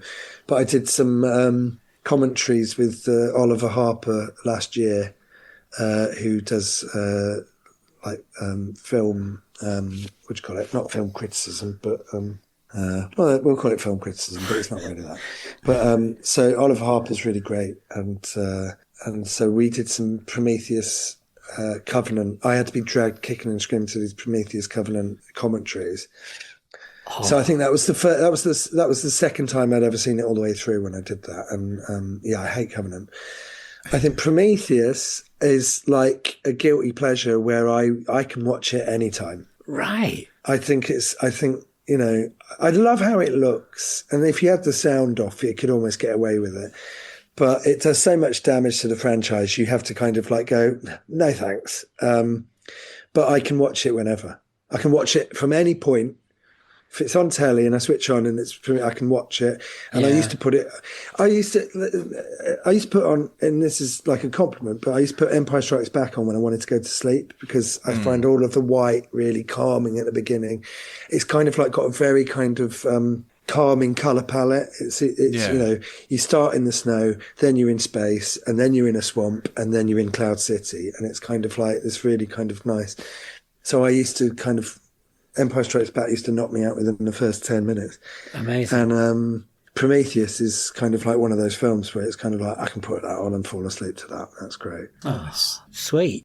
Before we go on to the Dream sequel, I've got another little question for what prequel absolutely doesn't ever need to happen, if that makes sense? What prequel doesn't ever need to happen? Yeah, what film do you never want a prequel for? Yeah.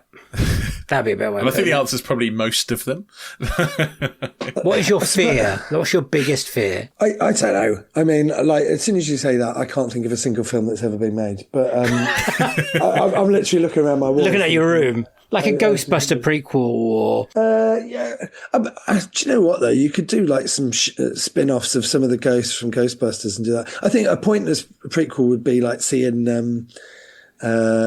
Frankenstein's monster before he died. Yeah, that would be pretty like bad. A whole film of just a guy walking around.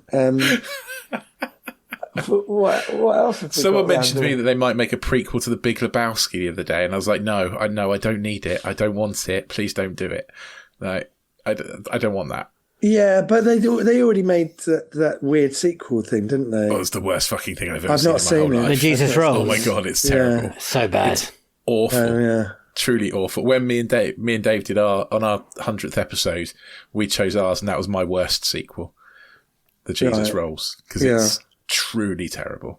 Well, yeah, but then they did. The reason I asked the question is because they always threaten with a Die Hard prequel. Who wants that? No one. Yeah, exactly. No one. Like, for me, Die Hard is the moment he becomes John McClane. Yeah. So to give, and because of the way escalation works in terms of like, by the fourth one, he's jumping around on a Harrier jump jet. If they made a prequel to Die Hard, it would have to be much higher stakes than the original Die Hard, which means that he would have already had this huge adventure, which kind of undermines Die Hard. Yeah. So I think they were talking about it when at one point. I think they were talking about it at one point that Bruce Willis was going to do bookends for it, and then they'd be like, but nobody, I don't want to see anyone else play John McClane. I don't feel like John McClane is a James Bond character. We should, where like anyone could play him. I feel like it is Bruce Willis, and I feel like Indiana Jones is Harrison Ford, Yeah. And I love Bruce Willis, and I don't, I feel like it's sort of disrespectful. It is. Because we're getting the prequel Rambo prequel as well, which I think they're just calling Rambo or John Rambo or First Blood or New Blood. So the Rambo films are called First Blood, Rambo, First Blood Part 2, Rambo 3, Rambo, Rambo Last Blood. Yeah. Yes. Yeah. And then we could, like, what comes before First Blood? I don't know. There wasn't one in between. It's John Rambo. Is John Rambo the new one? Yeah, I think it is. Yeah, there is one called John Rambo. It's just sort of like, oh, fucking grow up, you stupid. Yeah. I don't think we need to know how Rambo got his PTSD. Maybe we do. I think we know. Yeah, I think we do. It's just like why do you need it? And also, Stallone is a massive Trump guy, and it's kind of like, and he's kind of compared Donald Trump to Rocky, and you kind of like go, ew. I don't know how I feel about Rocky now, you know. Yeah. No. And I loved Sylvester Stallone so much, and it's just kind of like, it's gross, and it will age really badly. And I went to see Expendables 4 at the cinema. I can kind of give him a lot. No way, it was awful. Yeah, it was really bad, really, really bad. But I can give him a lot of kind of like leeway. But now it's just kind of like, well, no. Yeah, I'm out for now. And my last question, because we've beaten around the bush for this one a little bit, not until the dream. Why do you hate James Bond so much? Why do I hate I'm with James you, Bond by the so way. much? I don't like James Bond either. They're just boring, aren't they? Like people always go, "Oh, Bond," and it's just like, these are really boring. I like GoldenEye, and my favourite James Bond films are the worst James Bond films. So my favourite Sean Connery is Diamonds Are Forever. My favourite Roger Moore is The Man with the Golden Gun. Yeah. Oh, me too. And I love The Man with the Golden Gun. People think it's dog shit, and it's just like, are you kidding? It's got Christopher Lee in it. It's brilliant. He makes a gun out of things. There's the bit at the end when he's in the Hall of Mirrors. It's fucking great. The Man with the Golden Gun. It's got Knick Knack in it, you know. It's brilliant. It's brilliant. Diamonds Are Forever is so kind of like it's a little bit sleazy, and he's got sideburns in it because they brought him back after George Lazenby didn't come back. And I really like Pierce Brosnan as Bond, and I thought Casino Royale was good, right? But I just find them all as a I can't believe that it's still going. Really, I can't believe people care about it. It's so boring. Yeah. When True Lies came out, it was like, how can you make a James Bond film after True Lies? True Lies is one of the best action movies ever made. It's about a super spy, and you kind of like go, the special effects are incredible, and then they're like, oh, Pierce Brosnan has been caught filming in a hovercraft on the River Thames. But he's just done a drive by the Millennium Dome. You just think, don't care. Who cares? Who cares about James Bond? Obviously, a lot of people do, but a lot of people do. But I just don't find get it so either. boring. Yeah, really boring. Yeah. Except for the ones that I like, and I really do like The Man with the Golden Gun. So you don't care about anything about the casting that's about to happen, or what's about to. No, if they go younger, it might be a prequel James Bond. It was like they've never really fucked it up, have they? I mean, I thought Timothy Dalton was my least favourite, but only because he wasn't particularly fun. Die Another Day is the worst one for me. Die Another Day is bad, but I mean that's not about the casting. But you like Escape from LA, and I feel they're very similar. But we're talking about the casting. We're talking about and I'm like saying they've never really fucked up the casting. No, I 100%. So I don't care. It will be whoever it's going to be, you know. And also, I was watching an old Siskel and Ebert review 2 nights ago, and it was for The Living Daylights, and they were like saying, we don't like Timothy Dalton. I tell you who would have been good at this, Pierce Brosnan, right? and then so Pierce Brosnan was already in the mix before Timothy Dalton came along. He had Sapphire and Steel, and he couldn't get out. It was the Tom Selleck, Indiana Jones sort of contractual thing. And then he came back and did it anyway. So it's kind of what are they going to do? They're going to cast James Bond, and it'll either be a good film or it'll be a bad film, and then they'll recast it again, and then I don't really care. If they're good, I thought Skyfall was great, and I loved the song, But the song does half the heavy lifting for me. Do you know what I mean? It's like if the song's good, then I'm in. Yeah, true. Easily pleased. Yeah, I'm with you. Nick, what is your dream prequel? Well, I'm really excited about this. Yeah. My dream prequel, I've got two. I'm not going to go into much detail. So my, and this is sacrilegious. I'm very aware that Jaws is untouchable. But they've touched it 4 times. Yeah, they've been bad sequels. I think the order of Jaws films is Jaws right up here, right? Yeah. Maybe the best movie ever made. I always think of it like if an alien landed on Earth and they were like, what's a movie? You could show them Casablanca, Wizard of Oz, and Jaws. Perfect. And they go, that's what a movie is, right? And then everything else is a variant on that, right? So I think Jaws is like maybe the greatest movie of all time. Maybe not my favourite, but I can watch it. Like I watch it once a year. The bit when the shark is in the estuary and it eats it glides under the surface and it gets the guy off the boat. Yeah. Every time I have to take my feet off the ground, and I even saw a picture of it the other day, and I had to swipe like a kid when you're like going through like a book when you're little, and there's a horrible picture on one of the pages, and you know it's there, and you have to go past it really quickly. It was like that. I still have like it affects me so badly that one image. I think it's the greatest movie of all time. Jaws 2, a long way down. But it's got Roy Scheider in it, and there is a connection to it, to the original. A little bit more magic for Jaws 2, and it's a good movie, I'd say. It's not far away. I think Jaws 2 is a good movie, but the second half is, when it's teenagers on boats, I'm just like, I don't like any of these haircuts that they've got. You know? It really drags me out of the film, and I don't like, do you know what I mean? And I think that I've read like the Jaws 2 log and the film that they were gonna originally make, where like Amity was like the whole island was in black and it was all in mourning, and the tourist industry had kind of like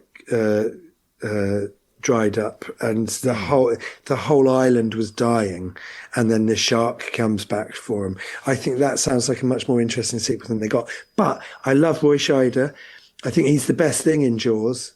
And I think he doesn't get the credit he deserves. Everyone always goes for Robert Shaw or Richard Dreyfuss, and I think that he's like Ray Liotta in Goodfellas. It's like it's always either Robert De Niro or Joe Pesci. And Ray Liotta is the heart and soul of Goodfellas, and everything else is orbiting around him. So I love Roy Scheider. Seeing him as that character again, I absolutely love. Then it goes Jaws the Revenge, which is so bad, it's really entertaining. And then one of the worst films ever made is Jaws 3D. Yeah, fully agreed. And I don't know when the last time you saw it was, but next time you watch it, Revenge or 3? 3D. Oh, we watched not that long ago, actually. Not that long ago. because they used 3D technology to film it, the way the cameras worked was that the subject that was being three-dimensionalized had to be in the middle of the screen. So every single shot has the main characters talking in the middle of the screen, and there's no kind of like left and right to it. Everything is centralized, and there'll even be a shot where there's people on different ends of the screen, and you can see the blocking as they walk in and they stand in the middle of the screen so that the 3D works. So not only is it a rubbish film, but it looks like shit. It's just fucking appalling, right? We have had someone pick it as their best sequel. Yeah, well, who was that? It was Jamie East. And caveat, he knows it's not the best sequel, but he was in a cinema when he was young and it played in 3D, and apparently it was just it's the like first time it's in 3D. Yeah, I remember when it was being either advertised on TV or when it had its first screening on TV, and we were all very young, and we all used to call him George. Yeah, did you have to? And as a kid, probably Jaws 3D was the one that had the most impact on me, because that was the one that was like at the cinema when I was a kid, right? So if it's nostalgia doing the talking, great. But in terms of what it looks like, it looks awful. Yeah. And then at least the fourth one has Lorraine Gary in it. Oh yeah, and it's got like a psychic shark hunting them for some reason. But at least it's got a photo of Roy Scheider in it. You know, Dennis Quaid and the other guy playing the kids. Like, that's not even canon. Like, by the time you get to the fourth one, they've thrown the third one out and said no. I think that's why it's called The Revenge, because they were like, well, this is kind of the third one now. It was to do with rights, apparently. I've got a Jaws-themed bathroom. Have you? I'll tell you what, after my headphones have died and we finish the podcast, I'll take you on a tour around my bathroom. Right? Can't wait. So my idea of a prequel, because I know it's sacrilegious, but my idea for a prequel for Jaws is, I've got two ideas, right? One of the ideas is that you'd see the adventures of Hooper, the Richard Dreyfuss character, Matt Hooper. See the adventures of him on his previous assignment, which was as a researcher on the Aurora. And you could do lots of stuff like with that. It doesn't even have to be an action film. It could just be it could be a drama, right? But it would be kind of like, I imagine it might be something a bit like Sequest DSV, ironically, which starred Roy Scheider. I love Sequest. Not enough people talk about Sequest. I loved it. It was sort of like an even more boring version than Star Trek Next Generation, but it was very comforting. It was a lovely. Do you remember Darwin, the dolphin? Yes. Darwin, the talking dolphin. Amazing. So yeah, I think you could do kind of like you could either do like a spin-off TV series where it's like a research facility in the ocean, but it might be a bit like the terrible Meg films but I like the research. I like the idea of a research facility under the ocean, but the Meg films aren't very good. But yeah, so it's not like I haven't got a plot for it. I just think this is your starting off point, that it would be Matt Hooper on the Aurora doing research, or it would be his next adventure after Jaws, and you follow him. But I don't think you even need any sharks in it. It could be a real Prometheus type situation if they had committed to it, where I've heard this is a Jaws film, and then there's no shark. No sharks in it. I think that would be great, because if you did put a shark in it, it would immediately take away the magic of Jaws, right? Yeah. Unless you had like the biggest shark that you'd seen up to that point, which would be like a 21-footer, because he's 25 foot in Jaws. So it could be like he's seen another big shark, or it's another breed of shark. And I suppose you've got Deep Blue Sea, where you've got a research facility on the water. That is my first idea for a prequel to Jaws. I see Ben Foster. What, as Matt Hooper? Yeah. It's your film, though. I mean, I went for someone ginger, basically. Oh, right, yeah, but he's got straight hair. Okay, doesn't he have curly hair? Well, give him a wig. I suppose you can give anyone a wig at that point. Give him a perm. Okay. I think Ben Foster is bad casting. Okay. But then I don't think it's any worse than the casting for the Beatles. So. And I think probably recasting Richard Dreyfuss is less sacrilegious than the Beatles, than making the Beatles all with six packs and all looking like 7 foot tall male models. So that's my first idea. My second idea for a Jaws prequel is it would be kind of like maybe like a spy adventure movie with like car chases and jet setting, and kind of like going, oh wow, you got a good guy and a bad guy. Maybe it's like a Burt Reynolds kind of like 1970s kind of car kind of movie, right? And at one point, car goes into the water. A shark bites the number plate off of it, and then when they get the number plate out of Jaws and the thing, it's a callback to this car that loses a number plate in this other movie. Nice.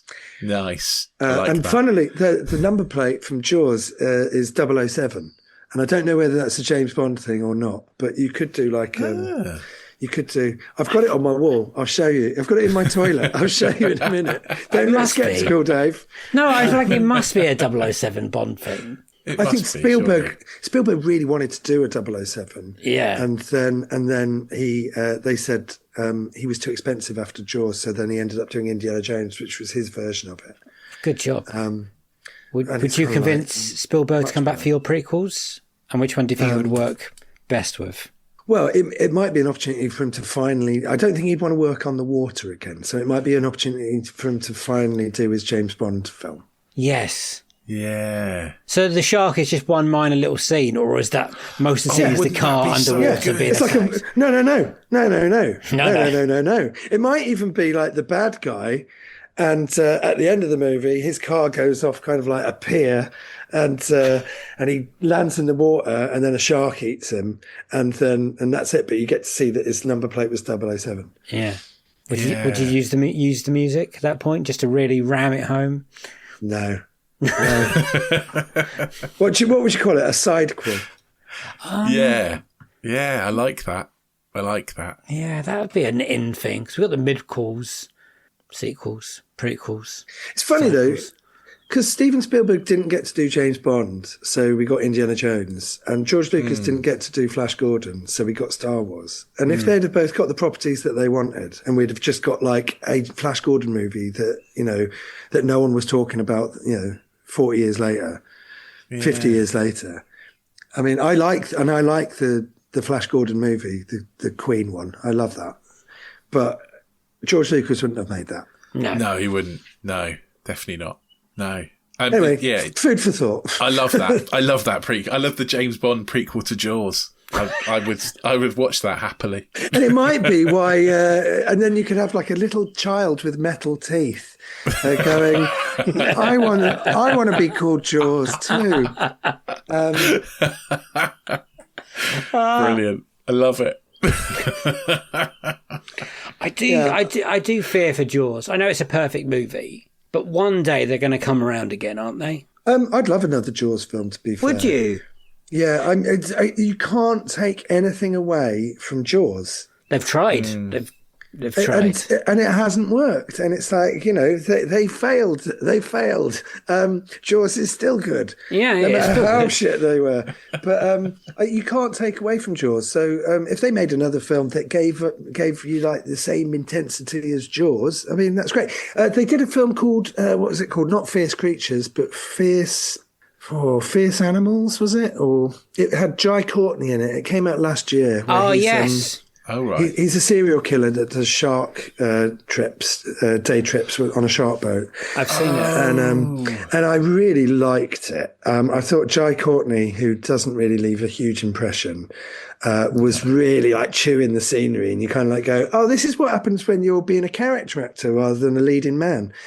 I thought that was, what was it called? Are you looking it up? Dangerous Animals. Dangerous Animals. Yeah, I thought that was a lot of fun.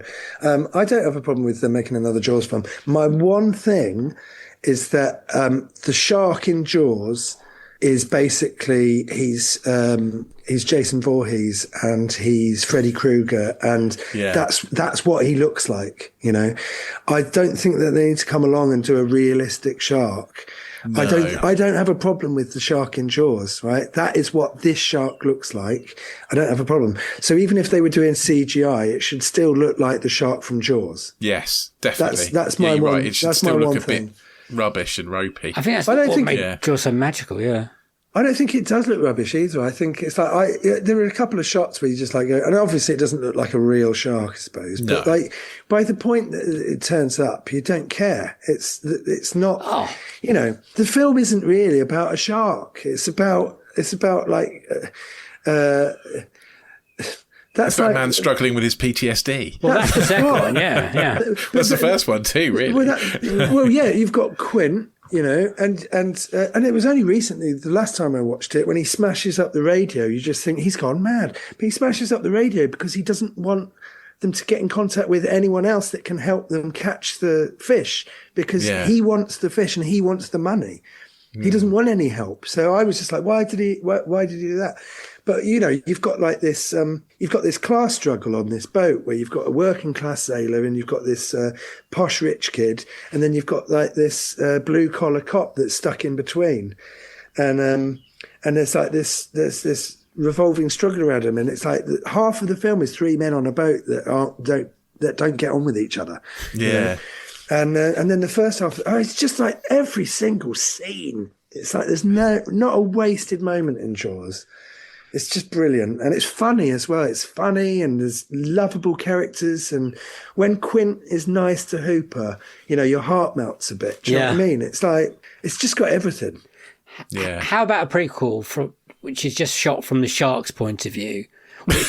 Which is just a shark being a shark. It doesn't know what it's really doing. It's just hunting because it's a fierce creature. You could do like a parallel movie where, you know, it's like you see the girl at the beginning and he's like, yum, yum. Oh, yum, yum. Yeah. And, I'll get the guy. Oh, look, I can get in the estuary. Yeah. Oh, this is nice. Why are they shooting at me? Oh, you know, yeah. I've humoured you. Yes, Dave. Yeah. I like your ideas, Nick. Thanks. I haven't got to the point of plotting them, but I have thought about them for quite a long time. Is this what you do when you sit on your Jaws toilet? You come up with these ideas, kind of thing. Yeah, I do. Yeah. Well, I have always thought, like, I haven't. It's not like I want the answer answered, but if you were going to do some, there are like these two things in the film that are mentioned, or referenced, that is kind of like, where did the number plate come from? If you even gave a shit, Hey, it's just a funny joke, isn't it? It's like, oh my God, it's like he ate a car, but it's like, God, this shark has eaten a car, but it's a funny joke, isn't it? But like, but if you were to, if you had to make a prequel out of Jaws, you could do it that way. I'd want to see that much more than I want to see the USS Indianapolis. And that's what most people would pick, I think. That's what Steven Spielberg said, that if he was, when he pitched Jaws 2, he said we should do USS Indianapolis. Oh. And then Nicholas Cage? Yeah. It was on telly the other day. I watched a bit of it, and oh my God, it's just fucking... they've had like Hollywood has been sitting on that idea for 50 years, and then when they finally do it, they do it on a straight to streaming Nicolas Cage zero budget production. And is he in the water, or is he just like a cameo in the movie? I can't remember seeing him in the water. No, I can't remember seeing him in the water either. Maybe he is just like, maybe he's just a cameo in it. But I didn't watch it from the beginning. I watched maybe a 15-minute chunk in the middle, and then I switched off. I've got another option for you, because I've just remembered in Jaws 2, when Schneider's trying to contact Hooper to help him, he's like, I can't get hold of him. He's on another boat somewhere doing something. Yeah. You could do another film there, and then in the middle of that he can get a phone call going, not now. Yeah. Tiger sharks or something, or hammerheads. Isn't he on the Aurora? Oh, he's probably back on it, yeah. I think he's either travelling from the Aurora or he's on his way to the Aurora. But when he stops off in Amity, that he's connected to the Aurora. And so if he phones him and he was on the Aurora, then that would be like, there you go. There we go. It's because Richard Dreyfuss is quite a hard man to get on with, apparently. I've heard pretty horrible stories working with Dreyfuss. When would you release your prequels? I know they're all now. What do you mean? As in, when would you want to see them? Like, would they come out tomorrow, kind of thing, or would they work well in even the 90s or 80s or something? When was the best time? See, right. Oh, yeah. I mean, I think that they should have just basically kept making Jaws films. Because I didn't mind. Do you know what I mean? It's weird because Jaws is a bit like me and Nathaniel talk about this. Jaws is a bit like one of them franchises that isn't really a franchise. It's like Psycho, where Psycho and Jaws are standalone movies. They often don't sell them in box sets with each other. No. They're just kind of like, you can either get Jaws or you can get 2, 3, and 4. And Psycho is obviously it's an amazing film, but Psycho 2 is incredible. Yeah, it is. And Psycho 3 is fucking brilliant. And it's like Psycho 2 is like this really clever sequel to Psycho that was unnecessary, but it was like it's not just better than it has any right to be. I'll probably watch Psycho 2 over Psycho. Psycho 3 is finally Norman Bates is a psycho. Like in Psycho 2, he's just been released from prison and he's like in recovery and he's getting back on his feet. But in Psycho 3, he is a psycho and he just leans into it and he's like, right. And then you finally get the Norman Bates Psycho movie, you know, and it was directed by Anthony Perkins and it's got all this neon in it and it's really lurid and it's like 1980s with like blood and gore in it. And it's great. And like Psycho 2 was early 80s, so it feels like a bit of a hangover from the 70s.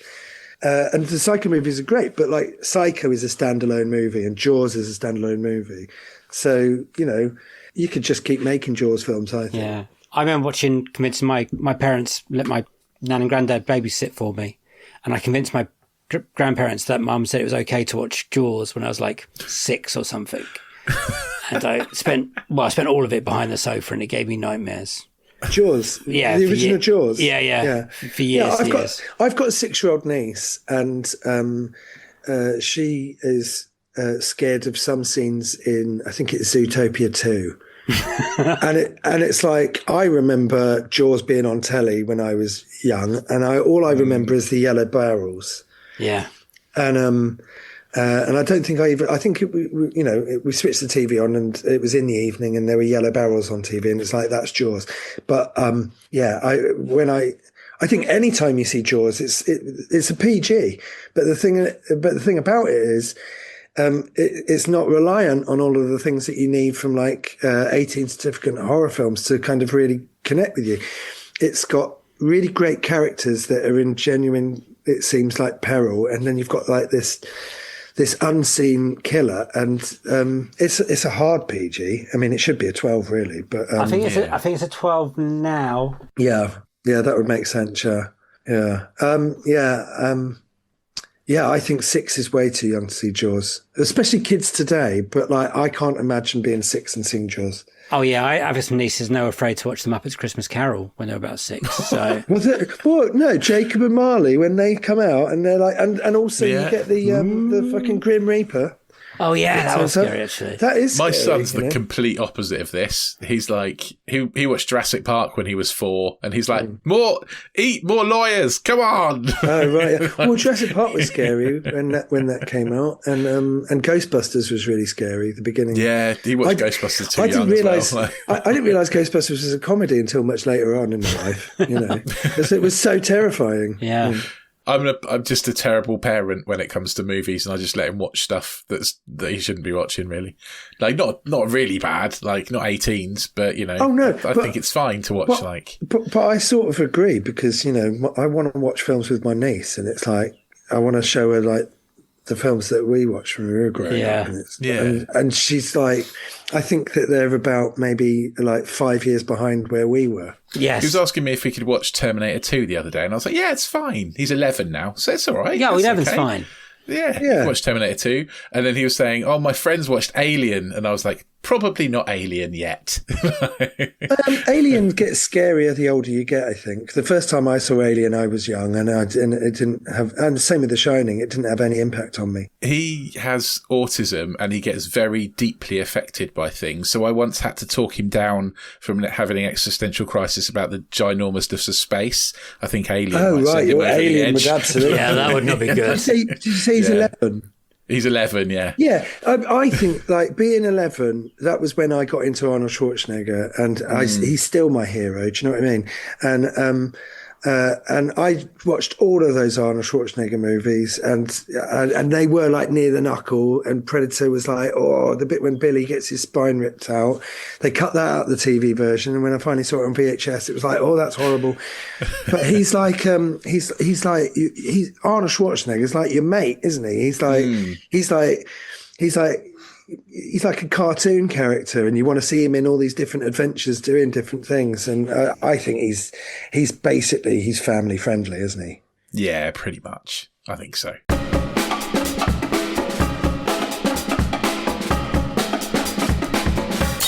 Those were Nick Helm's Unequal Prequels. Never fails to disappoint. The man, the myth, the legend. What that is hero. Nick Helm.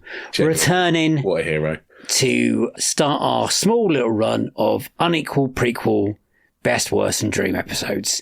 And to celebrate us doing 5 years, congratulations, Rich. We've been survived for 5 years now. 5 years? This week, yeah. What? We got Nick back on. He was in season 2, episode 1, I believe, or something like that. And he was always on the list to get back and have a chat with prequels with, because the man is a big film nerd. Absolutely massive nerd. Oh, I adore him. Yeah, we adore him. He's great. He's in a good place. He's doing lots of different things. If you listen to the prequel sessions, you'll find out lots of things what Nick's doing, the albums dropping. And I think the prequel sessions are so good, we're going to release them to everybody at some point as well, right? We're not for now. Are we not now? Super special slices first, but then later down the line, when we've got a gap.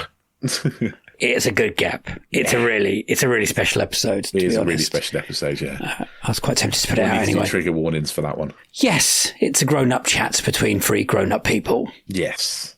That is one of them is out of his depth massively. You can take. I think we all are. Anyway, Nick's picks. Yes. His pick as best ever prequel. Crack, I've got to get used to that. Prequel was a prequel me and Richard neither have seen. It was Pearl, the prequel to X. Very much enjoyed it. Maxime, very much enjoyed it. That was a good film. Enjoyed it. I've forgotten the girl's name. Oh, Mia Goth. Yes, there you go. Sorry, I was reaching into the back of my brain to try and find it. I know, it's been a long day, week / year, and it's already June, and I think, where's that gone? Anyway, that's not what we're here. Pearl was great. Mia Goth's amazing. X was okay, and I haven't watched Maxime yet. We move swiftly on to worst prequel, where he threw two at us at the same time, which he did the Alien prequels, Prometheus and Alien Covenant, which we have both talked about on Unequal Sequel before, because we say yes to everyone about everything they want to talk about, because we're so delighted to have them on the podcast. Which one do you think's worse now? I still think he put up a good argument. I think Prometheus is worse. I still stand by that. The ending of Covenant is good. But then there's such stupid bits in Covenant. It's really hard. The only thing that's got going for Prometheus is that the way it looks. It looks amazing. Yeah, it does look amazing. And the fact that when I saw it at the cinema, I didn't know it was an Alien movie. I'd love to have been sitting next to you at that point. Yeah. But, that would have been something special instead of it was nice. Things we have to watch. Yeah, it was nice. It was nice. And then the slow realization that it was bad. Yeah, so bad. And then his Dream prequel, which was Jaws. Jaws. Of course it's Jaws. The man's got a Jaws bathroom. Yes. We had a tour of his Jaws bathroom. Had a tour of his Jaws bathroom. It's incredible. I'm genuinely tempted to redecorate my bathroom with maybe not Jaws, but some other classic movie memorabilia. His flat, I don't want to ruin it, is my dream kind of clutter. It's maximalist, I think is what you'd call it. Yeah, there isn't a gap on the wall of a print of something. And I was like, that's what I would like my office to be. It's a work in progress currently, but things are going up. But it was very cool. Anyway, there was two Dream prequels. There's the one, the shark biting the number plate off a car that we put into a Bond film at the end to make it reference, and then it was the prequel of the Richard Dreyfuss character on his Aura. Is that Aura? I think so. Aura boat beforehand, and then we somehow made Aurora. Yeah, I think it was Aurora, and then we kind of made a midquel as well. So we were very busy. Nick loves Jaws films. He puts up some good arguments about how bad films in sequences don't ruin other films, and sometimes that doesn't work for me.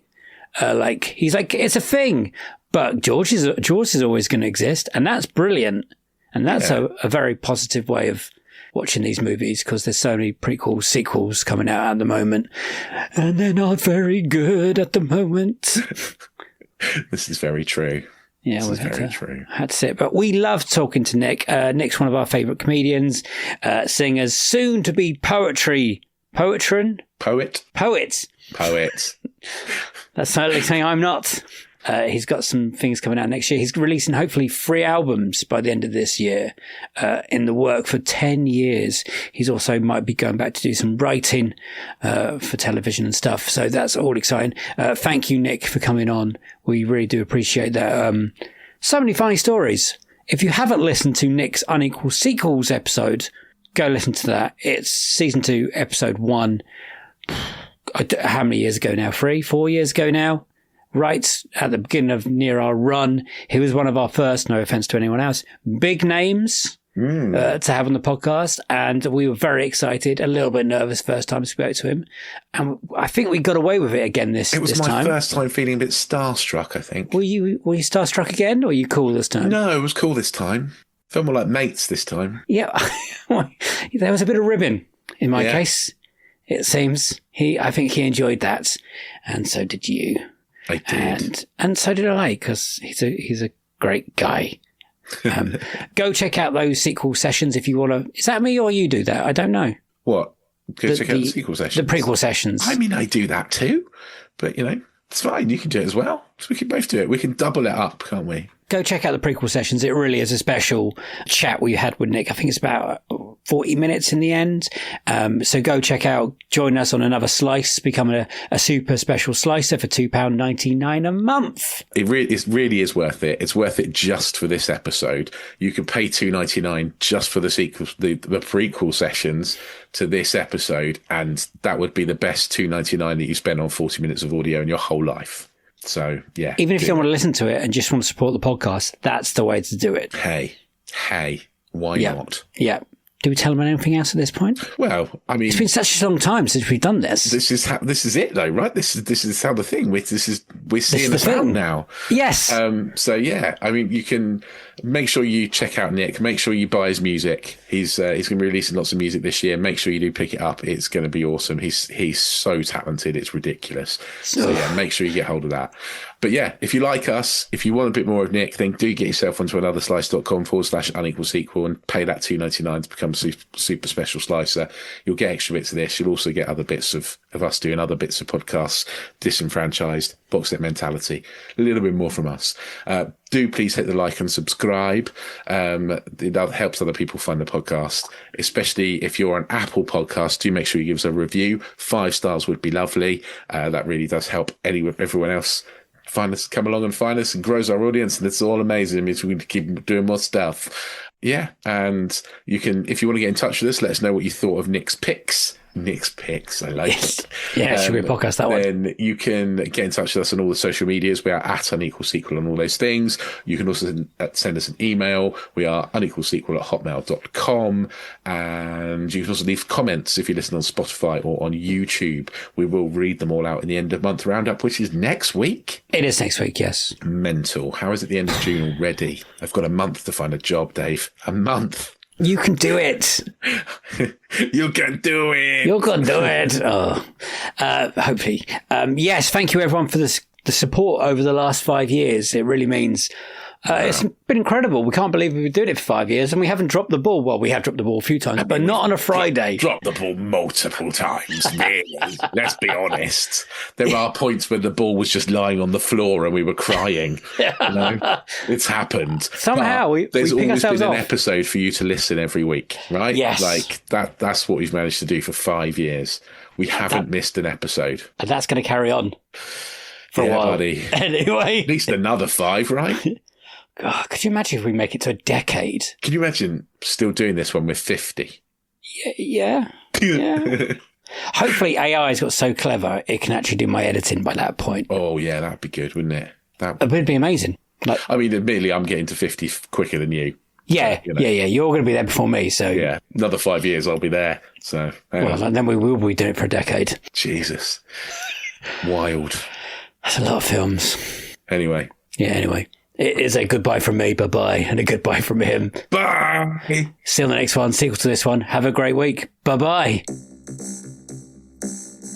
I'm going to go and have a Lemsip. I'm all blocked up. Are you? Is it? Yeah. Is it, what's the word? No, it's not hay fever. There's the word. Proper flu this weekend. Did you get it from the boy? Chills. No, he's been fine. I had proper chills, aches. It was awful. I was cooking his dinner on Sunday thinking, I think I might die. Where did you get that from? Don't know, mate. Don't know. You're just gifted getting illnesses. I'm immunosuppressed. I get all the things. It sounds quite exciting when you say it like that. It's not. It's not. It's not. No. Hopefully better for the next one. Yeah.